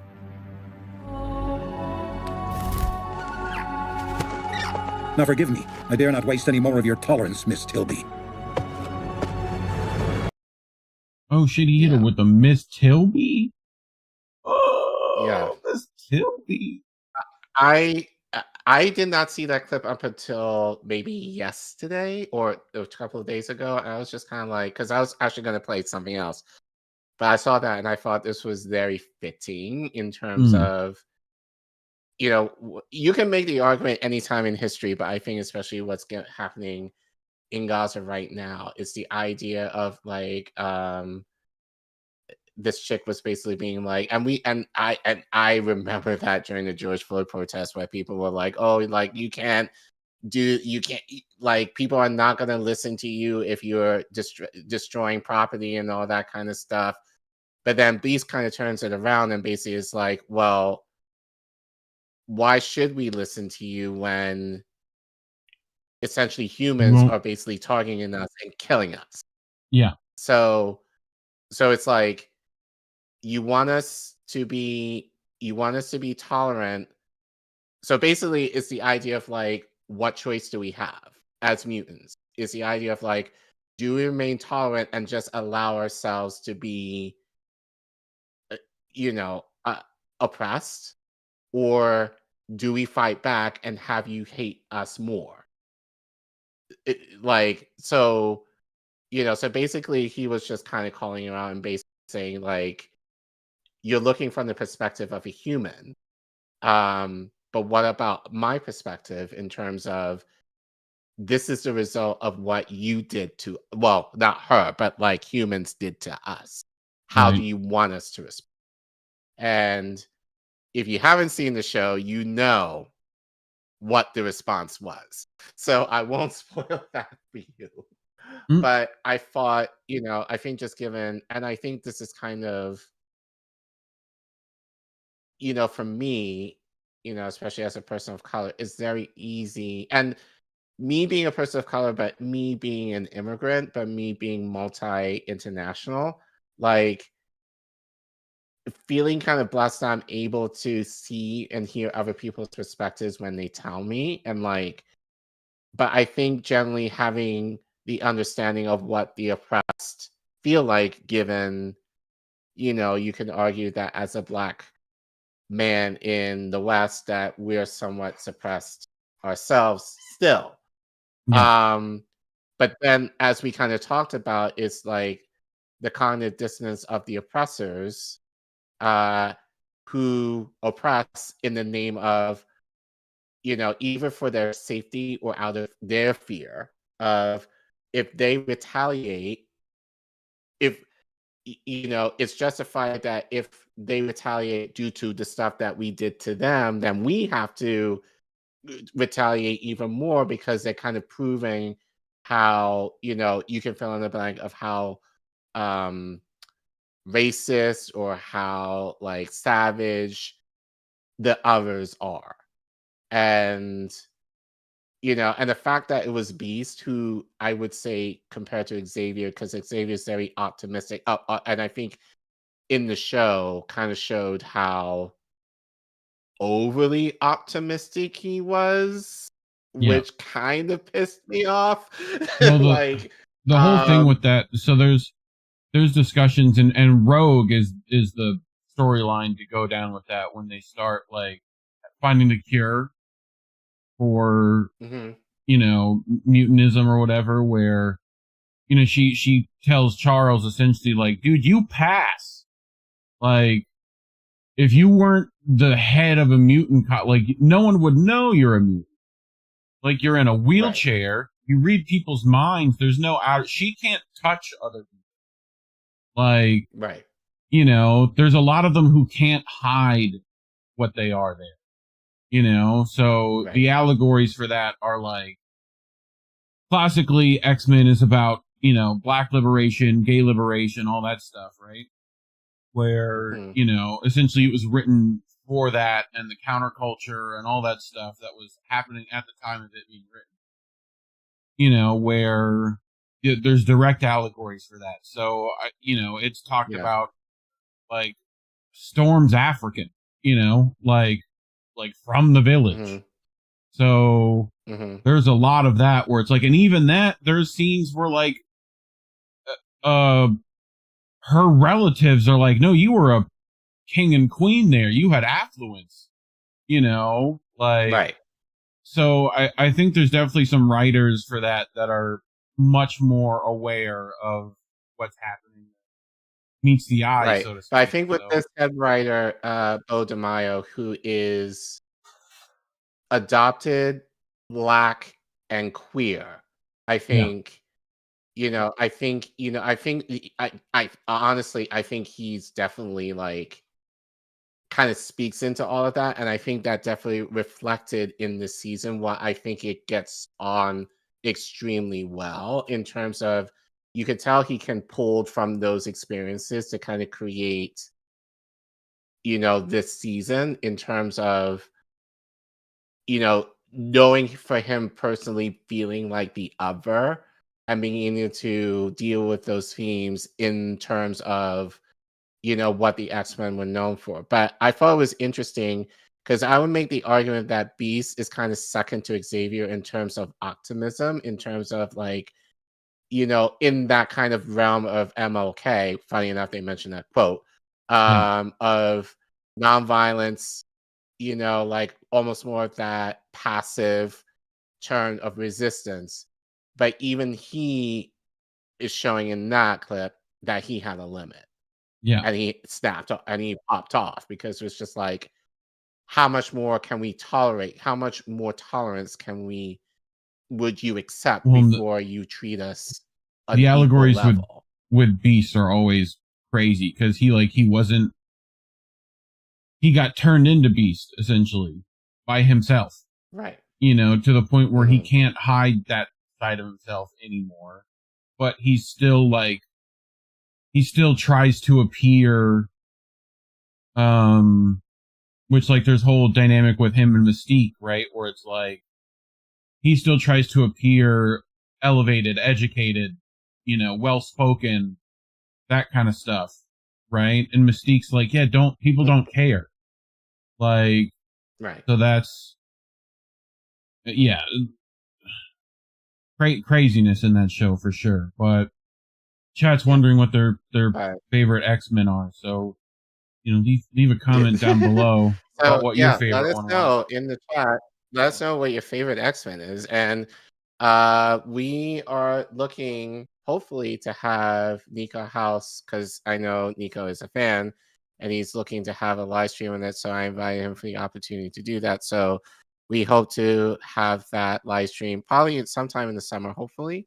So check that out. So actually, this was kind of a precursor to that. But yeah, let us know in the chat which is your favorite X-Men, or even if you liked this past season that was on Disney Plus.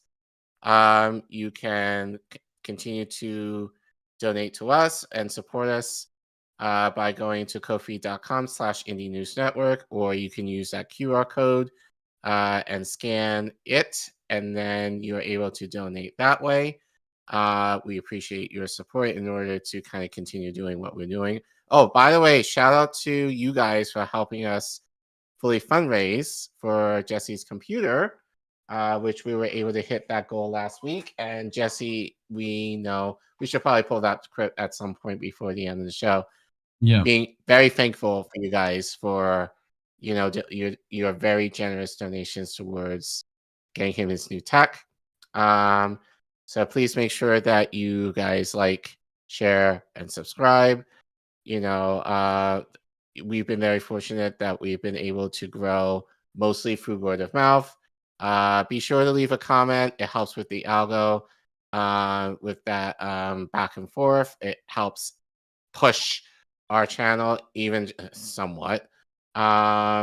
and make sure that you help us get to 2K. I think right now we're about 13 people away from hitting our goal. So thanks a lot, and we love you. Right, Reef? We love you. I think so. Love's a very strong word. I don't know if I'm ready for that commitment yet. But anyway, over on the Rumble, we got a $5 Rumble rant from Yay, thank you. Says, love my INN family. Thank you, Imperialism. Appreciate you. They're also saying that Rumble's having some connectivity issues, so hopefully Rumble's not being DDoSed, which has happened to Rumble before. But everything else seems okay. Let me know in the chat. I'm just checking the chat. A couple of people mentioned Nightcrawler. Yeah. In one of my favorites chat as as well. their favorite X-Men. Bad Cookies. My favorite X-Men is Reef Breland. He goes by the name of Smokescreen. He exhausts pure concentrate weed smoke beats the villains by getting them comatose high. I mean, I'm okay with that. I'm okay as long as I can also teleport. I'm good. You know, little puff of smoke and I'm gone, baby.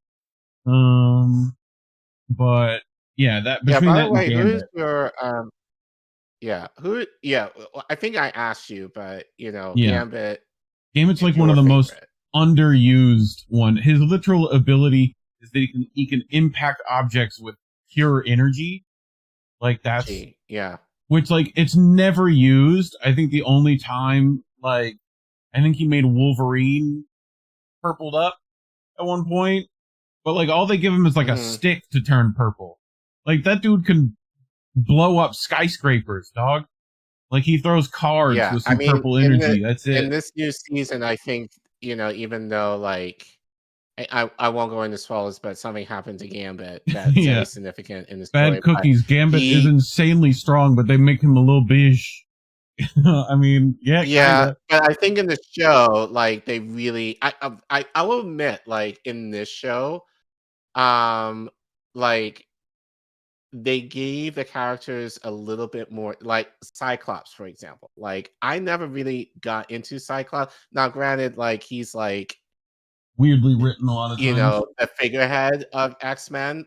That's what I think when people think of X-Men, they think of Cyclops. But in the original series, I never understood the fascination of him. Wolverine, I can understand more, but Cyclops, I just felt like he was too much of a Boy Scout, too much of a teacher's pet, too much Mr. Perfection. I never got into that. At least with this season, you get an understanding as to why he is the way he is a little bit more. So that kind of humanizes him a little bit more.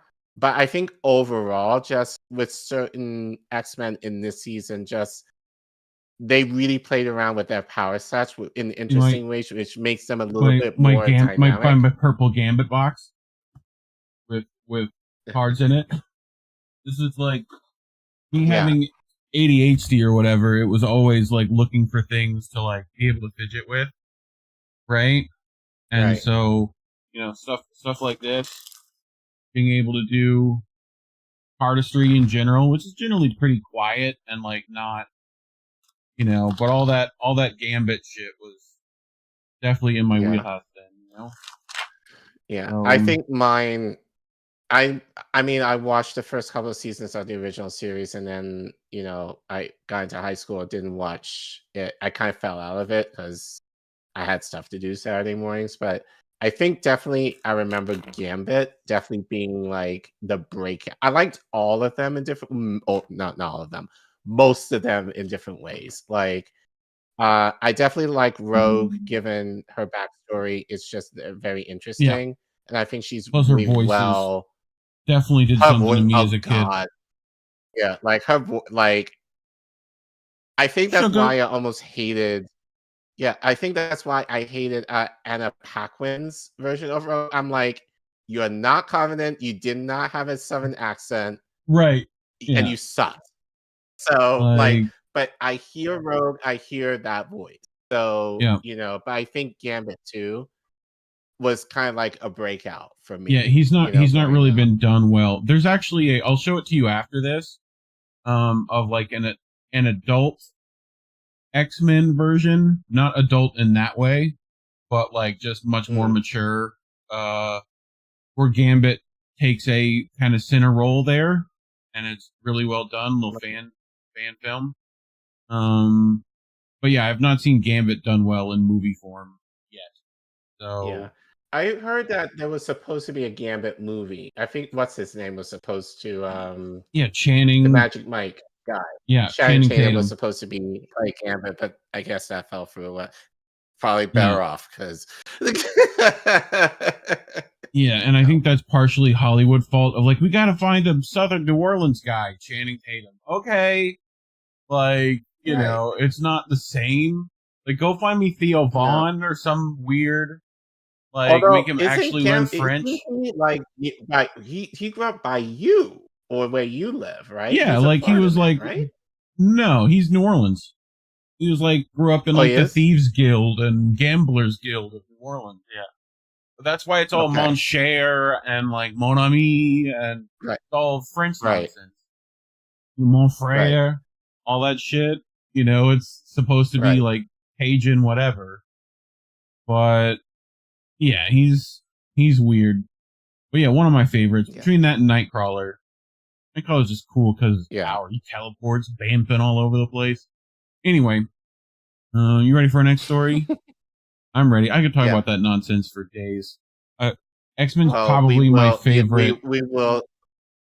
My favorite superhero stuff. I used to have a buddy had a whole encyclopedia of all the X-Men characters like ever done, and I just as a kid would be like, "Ooh, that was cool! That was cool!" You know, it's just like. Anyway, he used to make like little paper dolls of them. Very interesting guy. But anyway, we will talk about this more in depth, hopefully over the summer with Nikos. Yeah. So stay tuned for that. We'll let you know when that stream or standalone episode will be. Yeah. Yeah. Well, all right. Anyway, so we're going to talk about the IDF as we tend to do on this show now, because they're terrible people and they should be mocked. But we're going to talk about British IDF members and how people might be feeling a way about that. And I brought this story to essentially play one video at the end that I found. So you're going to enjoy that, I think. But this does pertain to this from Declassified UK, another indie media award-winning publication. So Hamza Yusuf writes, the British-Israel soldiers at risk of Gaza war crime probe. UK nationals are fighting on the front line in Gaza, helping Israel's military enforce its total siege over millions of Palestinians, right? And here's some of them. I mean, they really are God's chosen people, aren't they? They certainly look it. They look like they need a few, like, extra meals and IQ points. But British nationals are serving in some of Israel's crazy combat units in Gaza, where they view Palestinian fighters as rats and animals. The soldiers have pledged to kill these sons of whores and start pummeling them again. Declassified has gathered names and photographs of 15 Britons who recently fought for Israel and has partially identified another 10. They are at least 80 UK nationals who the Foreign Office knows to have enlisted in the IDF, but is doing nothing to stop. One of the soldiers, Master Sergeant Sam Sank, billed himself fighting in Gaza between December 2023 and January 2024. He pause right there. Yes. Pause 1 second. Like, just as an aside, because I've had a few people were like, why do you run for Congress? I can never run for Congress. You want to know why? I have free fucking passports. Right? Yeah. I can go for, but you think like, oh, what does that have to do with you running for Congress? The fact that I have free passports for here, Barbados, and UK, like that would be seen for me as a conflict of interest, and I know for me, you know, that will be kind of an issue. Yeah. You know, if I ever, and I won't ever, so don't even worry about it. but I know that would be an issue for me if I ever were to run.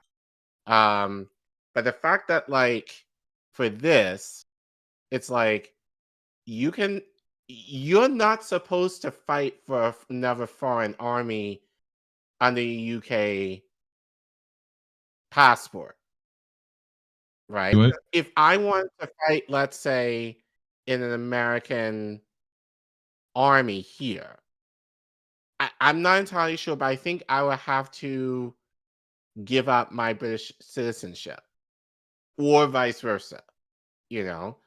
But these guys are able to fight in the IDF, assumingly under an Israeli passport, and the UK, it's insane shit. So that's kind of the double standard. I think that's your point, is that double standard of, like, you know, these guys are able to fight for a foreign army with no issue, but I cannot run for Congress in this country without there being a problem. Just food for thought for you. No, understood. So, Declassified showed the footage to open source intelligence analyst Alyssa Alexandra, who located the neighborhood where it was taken. Kate put Sanks in the Gazan border settlement of Kuza while it was being flattened by the IDF during his 2-month tour. Israel's top human rights group, B'Tselem, has described the IDF's operation to create a buffer zone in Kuza throughout that period as a war crime. Jesus, English is hard. The military demolished the entire town, including residential buildings and mosques, B'Tselem said, warning that the level of destruction was disproportionate and violates a basic principle of international humanitarian law. Sank filmed a neighborhood being demolished in Kuza while his unit laughed and cheered. The Londoner told a journalist, Israeli soldiers were killed at that specific spot, so after weeks of fighting, we were able to locate the tunnel entrance. Sank said his men felt a sense of achievement watching the demolition, knowing that we had killed Hamas terrorists that were still hiding underneath. However, footage taken by other soldiers from the same location shows vast and controlled explosions occurred in that area on 2 or 3 more occasions. In those videos, traced by Bellingcat, soldiers smoke shisha, light a cigarette, and pose for the camera during the demolition. Ugh, Bellingcat. We've become addicted to explosions, a captain involved in the clearances wrote on Facebook. His post indicates the operation in Kuza, while a punitive campaign designed to annex territory and destroy the village of the murderers. So here it is. You've probably seen this video, Collin, I imagine. I definitely recognize that picture right there. This is where they essentially bombed a whole block, right? And cheered while it was being destroyed. Like a town that was repeatedly blown up. They're just showing it happening multiple times. Kuza is opposite the Israeli kibbutz of near Oz, where around 20 residents were killed on October 7th. The IDF's retaliation has destroyed nearly 200 homes in Kuza, according to the New York Times. Satellite images analyzed by the AP show significant destruction to 6 square kilometers of Kuza. After leaving Gaza in late January, Sank told the Times of London, I don't feel guilty about anything I did. There wasn't anything I did that was immoral. Are you sure about that? Sank scored the 6-day ceasefire in November 2023, writing on his blog, we cannot trust these animals, and it's time to start pummeling them again. November 2023, Collin. The date, weird about that date, isn't it? Describing his time in Gaza, he said humanitarian aid was compromised and only extends the time that these rats stay underground. Although Sank claims not to have killed people, he admitted anyone caught in our sites was neutralized and was effectively a death zone. Sank, born and raised in Stanmore, northwest London, did not respond to a request for comment from Declassified. Of course not. Last month, he retweeted a post that said he was involved in the genocide against Palestine. Sank moved to Israel in 2009, aged 18, and joined a paratrooper unit. As an IDF reservist, he was among hundreds of dual nationality Britons that Israel called up to fight Hamas after October 7th.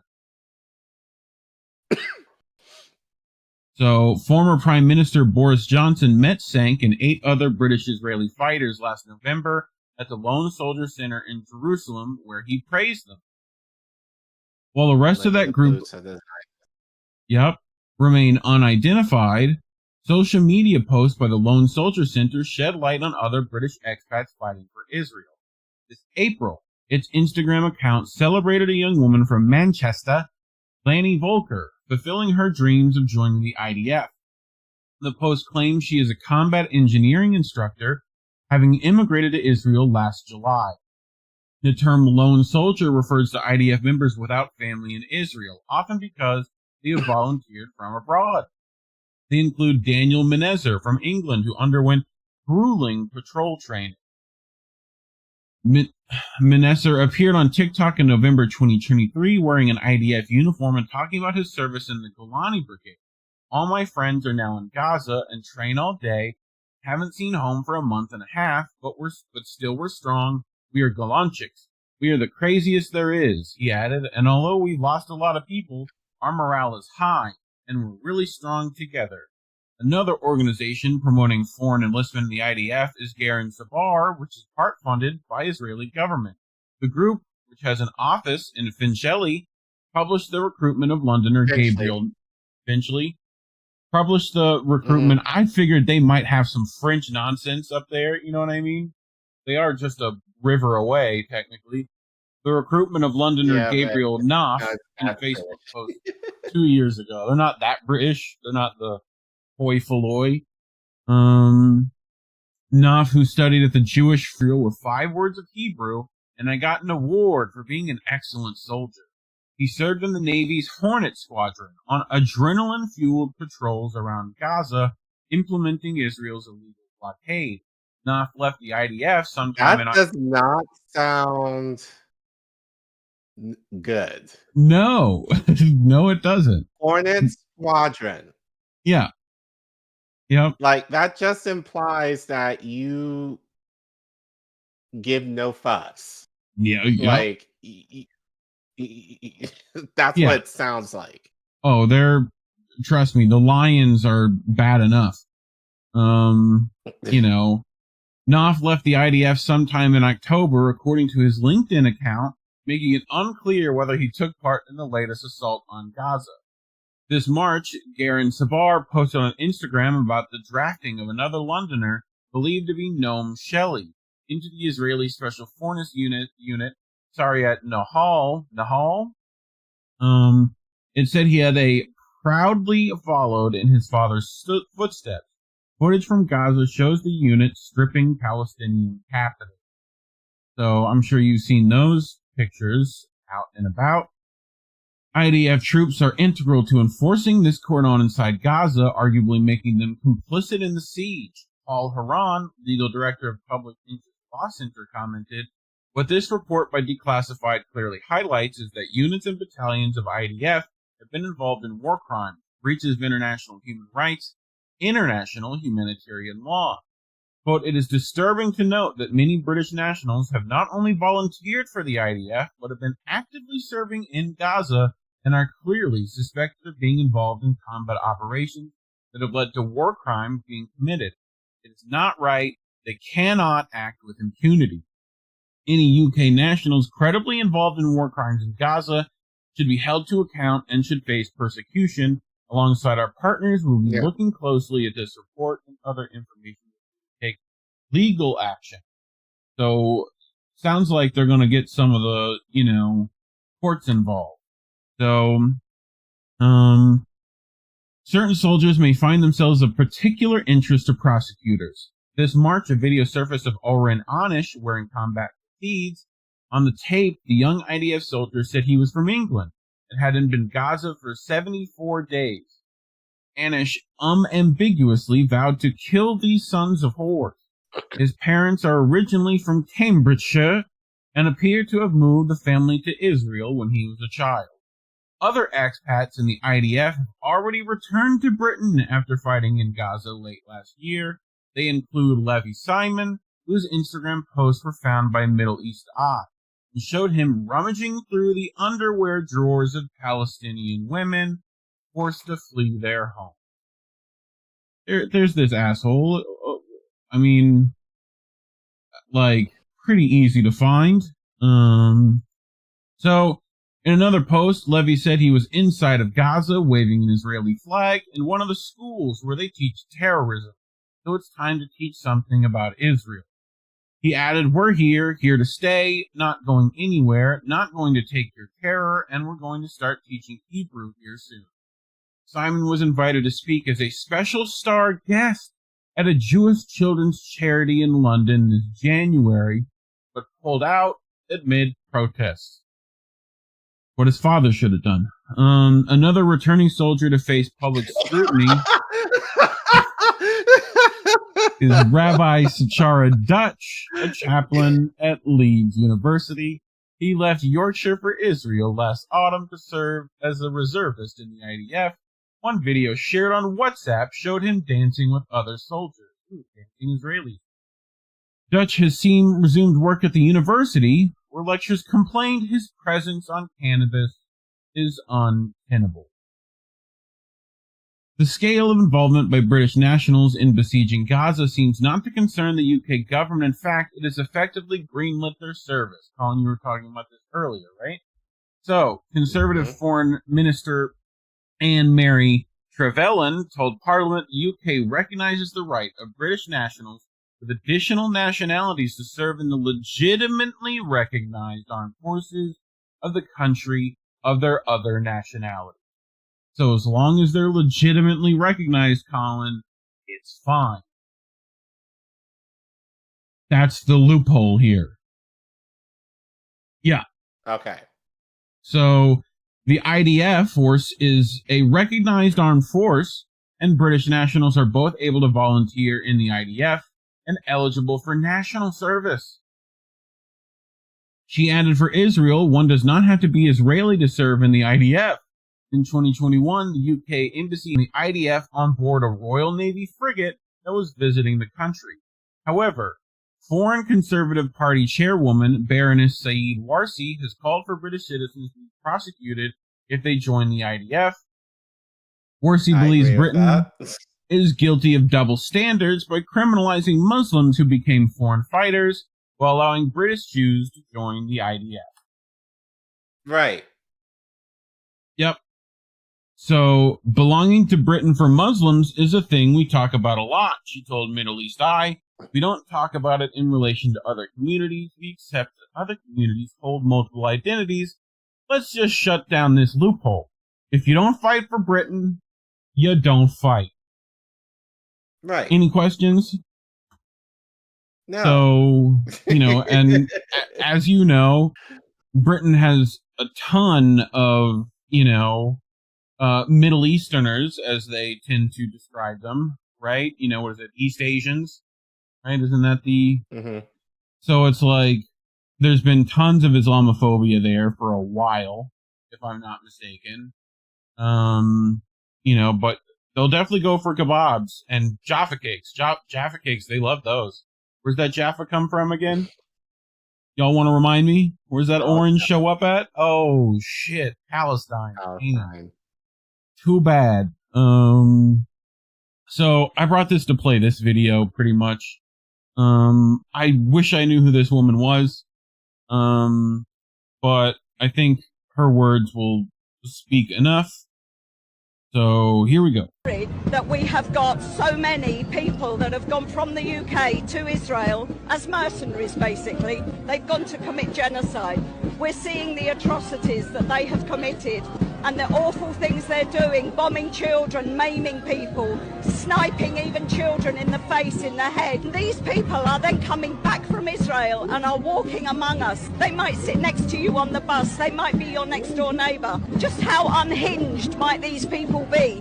How much must their mental health have been affected? It worries the life out of me that our country is just allowing these people to come straight back into society, even like the chaplain at Leeds University, and people that are coming back and getting speaking engagements to talk about what they've seen and done. This must be stopped. These people have committed genocide and should be arrested when they come back, not allowed to continue their message and carry on walking freely when they have done such awful things. I am Yeah. I mean, like, you know, pretty harsh words, you know? Yeah, but she's spot on, and she's right. I mean, it's such a double standard because, as I said before, now, I guess now because I do have a UK and American passport, like I'm sure they'll be acceptable that I could fight in either army I want. But even with that, it's just your allegiance ideally should be to one. So which Yeah. is it?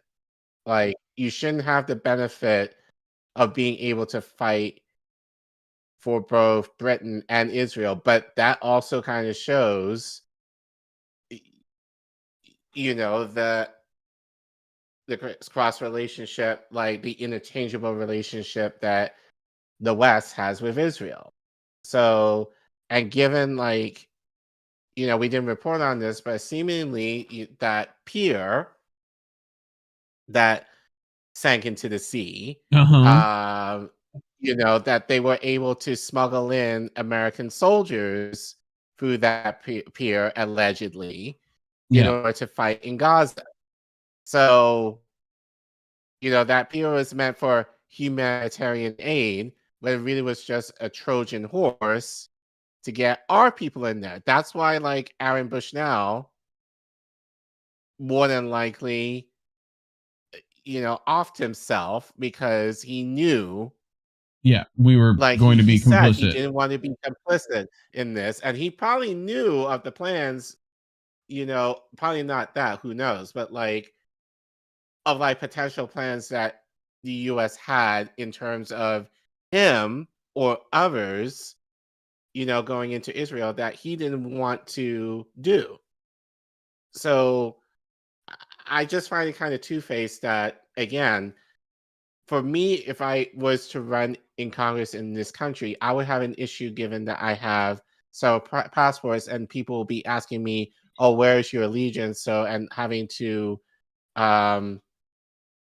defer one or all of them, in order to do that. But either way, that would be an issue. But to fight in war, that's fine. Yeah. It just makes no sense. It really doesn't, and voicing any support for Palestinians gets you ostracized here somehow. So it's why YouTube demonetizes us. So you can go to ko-fi.com/Indie News Network if you want to support us anyway. You scan that QR code on your screen. If you're in the live chat, you can put !donate. If you can't do that because money is tight and you're one of the poors like ourselves, you can just hit like and subscribe, share the stream, leave a comment. We do appreciate it. We actually read them. I like getting a comment from people on these clips and streams. Very nice. And, hit subscribe if you haven't already. Trying to get to 2K. We're not that far off, so help us get over that little hump. And, to many more in future. Otherwise, thanks for watching. All right, you ready for our last one? Yep. Extra story. Yep. So, all right. So let's get to the last one. So June, I think it's June 8th, right? Let me make sure. Yep, June 8th. Was the anniversary of Israel bombing a U.S. naval vessel of the USS Liberty. So we're going to take some time to remember the Liberty. Memorial Day was not that long ago. So this is out of SheerPost. A man named Wayne Stiles writes for Medium, right? Was also one of the helicopter pilots for the rescue mission here, so he'll get to that. But he writes, don't forget the U.S. Liberty's dead and wounded. Readers celebrating and remembering veterans on Memorial Day and on D-Day should not overlook the sacrifices of the dead and wounded on board the U.S. Liberty on June 8, 1967. So he continues that he's grateful to those that have read my previous stories about the sneak attack made on the USS Liberty by Israel, an attack which killed 34 people and wounded 171 Americans. I am continually surprised at the number of people that are not aware of Israel's duplicity and treachery visited on an unarmed, plainly marked and neutral ship off the United States while it operated in international waters. Or earlier stories are listed as follows. I have his article in the description below for you lovely people. If you want to go click that link and go to the links of his other stories, which will be right after as follows in his article. But he writes, the dead and wounded of the USS Liberty didn't go down fighting in the sense they were in a war with a known adversary. Yes, many went down fighting while defending their ship against a false flag, intentional attack by their supposed ally, Israel. So, there it is. That's the USS Liberty before it was attacked. That is it after it was attacked. So, this is from one of his previous articles, where he says on June 8, 1967, the USS Liberty was cruising in the Mediterranean and international waters, ordered to monitor the Israeli-Arab War. In the morning, the ship was circled a dozen times by low-flying Nord propeller boxcars at mast height with Israeli designation. The planes flew at mast height. The men on the ship could see the teeth of the pilots as they smiled. They waved at them. The ship was flying a 4-7 American flag, 4-foot, 7-foot American flag. It stood straight out in a clear, breezy day. The ship had large letter designation on the bow GTR-5.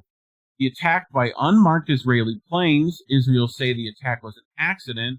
The ship was an Egyptian horse carrier, less than one-half the size of the USS Liberty, commenced in the afternoon in international waters at the attack with cannon, rockets, napalm, and torpedo fire. The torpedo boats came back and machine-gunned the life rafts that they were thrown overboard. A war crime, according to international law. 34 men were killed and 171 wounded out of a crew of 291.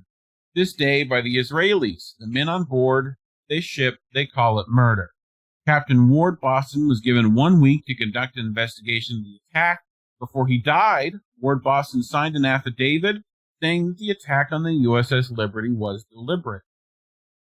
Many American intelligence servicemen have come forward stating they overheard the Israelis identifying the ship as American. I do not believe the Israeli government. I believe it is lying. So, there's some of the bullet holes, as you can see there. Right? Some more damage alongside the edge of... Did I find? Where is it? Well, no! It's missing! Hold on, I can find it. Any thoughts before we... You ever heard about this, Collin? I think we brought it up some before, but let me go to Twitter. I know Joe's brought it up. I think Alex Jones has brought it up, of all people. But if I just put in Twitter, USS, or do I already have it? Probably already have it. I think it's going to be this. Look. This one. Hold on.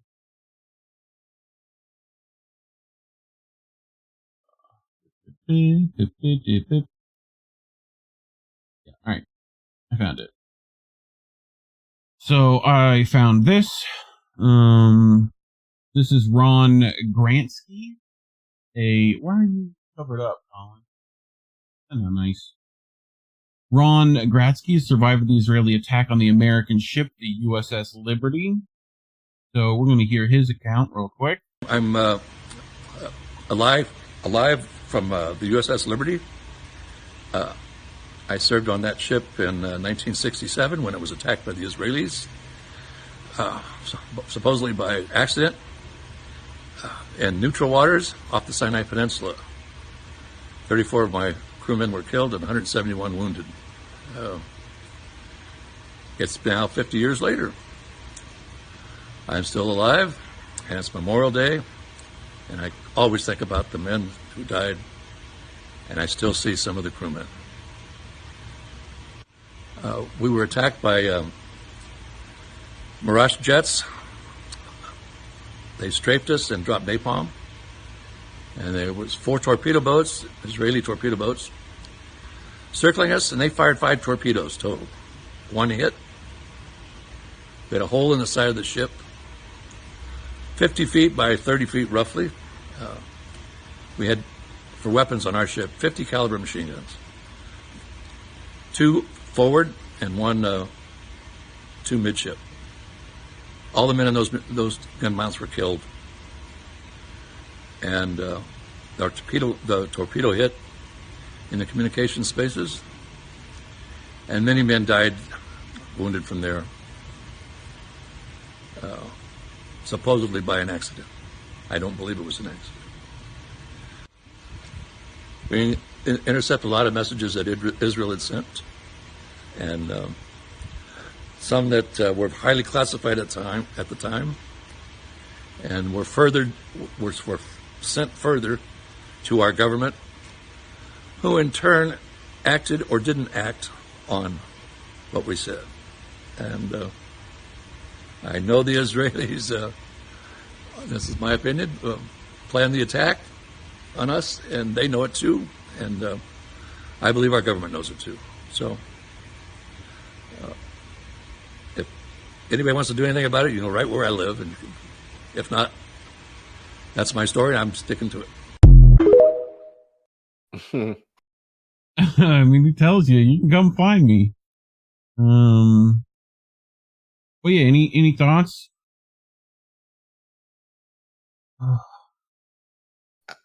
I mean, I just wonder why this story is not talked about. Mm-hmm. Like, I'm dry here. Because you think in light of everything, I think in light of this, you know, especially this happened in 1967, you would think that the U.S. would have more pause to be involved in Israel, but nah. Well, we'll get to some of that, why that might be the case. So right, this we're going to go back to Wayne Stiles, right? So Wayne writes that he piloted the first helicopter evacuation mission, USS Liberty, the morning following the attack. The ship, which had been hit below decks by an Israeli torpedo, also showed over 1,100 hits from rockets and burn marks from the napalm Israel dropped on the ship the previous afternoon. But DuPont must have gave him some new stuff. So nowhere to land, so we hovered, bringing up wounded with our hoist. While over the ship, I had the continuous view of blood sloshing back and forth in the forward gun tub as the ship rolled. Evacuation went on all that day. Survivors reported that all their radio transmissions were jammed, including the international distress frequency, in violation of international law. They also reported that napalm was dropped on the ship, causing fires. Firefighters were then fired upon by Israeli aircraft and torpedo boats. Medical personnel administering to the wounded were also fired upon as they frantically treated bullet and burn wounds. The outrages didn't stop there. When the captain ordered lifeboats to be launched in fear of the ship sinking, the Israeli attackers strafed them, sunk them, and then fired and damaged lifeboats still in racks on the ship, in violation of international law. For their efforts at reporting what they saw, the surviving crew members were labeled anti-Semites and racist by Israel and its supporters, many in the United States. The Liberty did manage to get a distress signal from an antenna strung by a brave crewman while under fire by Israeli aircraft. The USS American, my ship, and the USS Saratoga launched support aircraft, some of which were armed with nuclear missiles.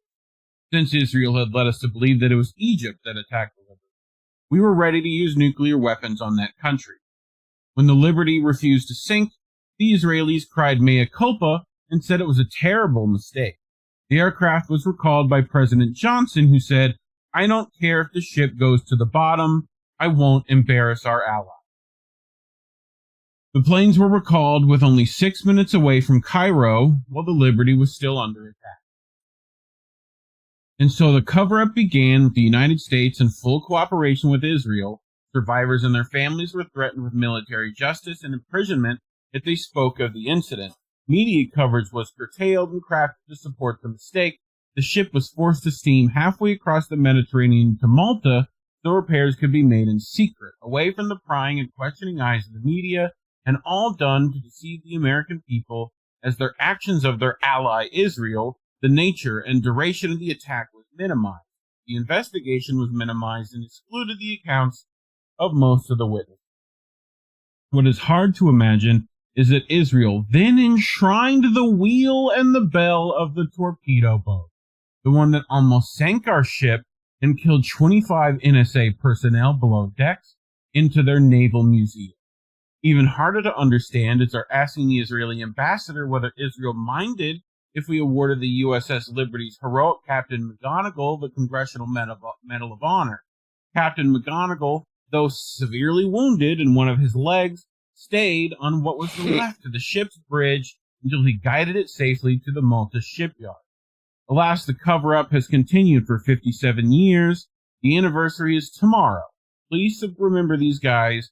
Support the continual calls for investigation as required under U.S. law. Again, that was the 8th. So try to keep that on your calendars for next year. But I also wanted to do what? I said what? sure. Sure. So this is from I'm trying to remember the name of it. Let's see if I go here. That should tell me. So Sacrificing Liberty, which is a 4-part docuseries, right?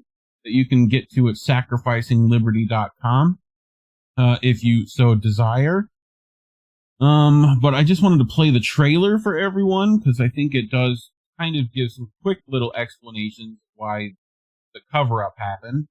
But yeah, here, I'll let them do the talking on this. Well, there's no question. It was a big cover-up from the top on down. What did we do wrong? Why are we being labeled the bad guys? We can't talk about it. Why would they go ahead and tell me not to say nothing?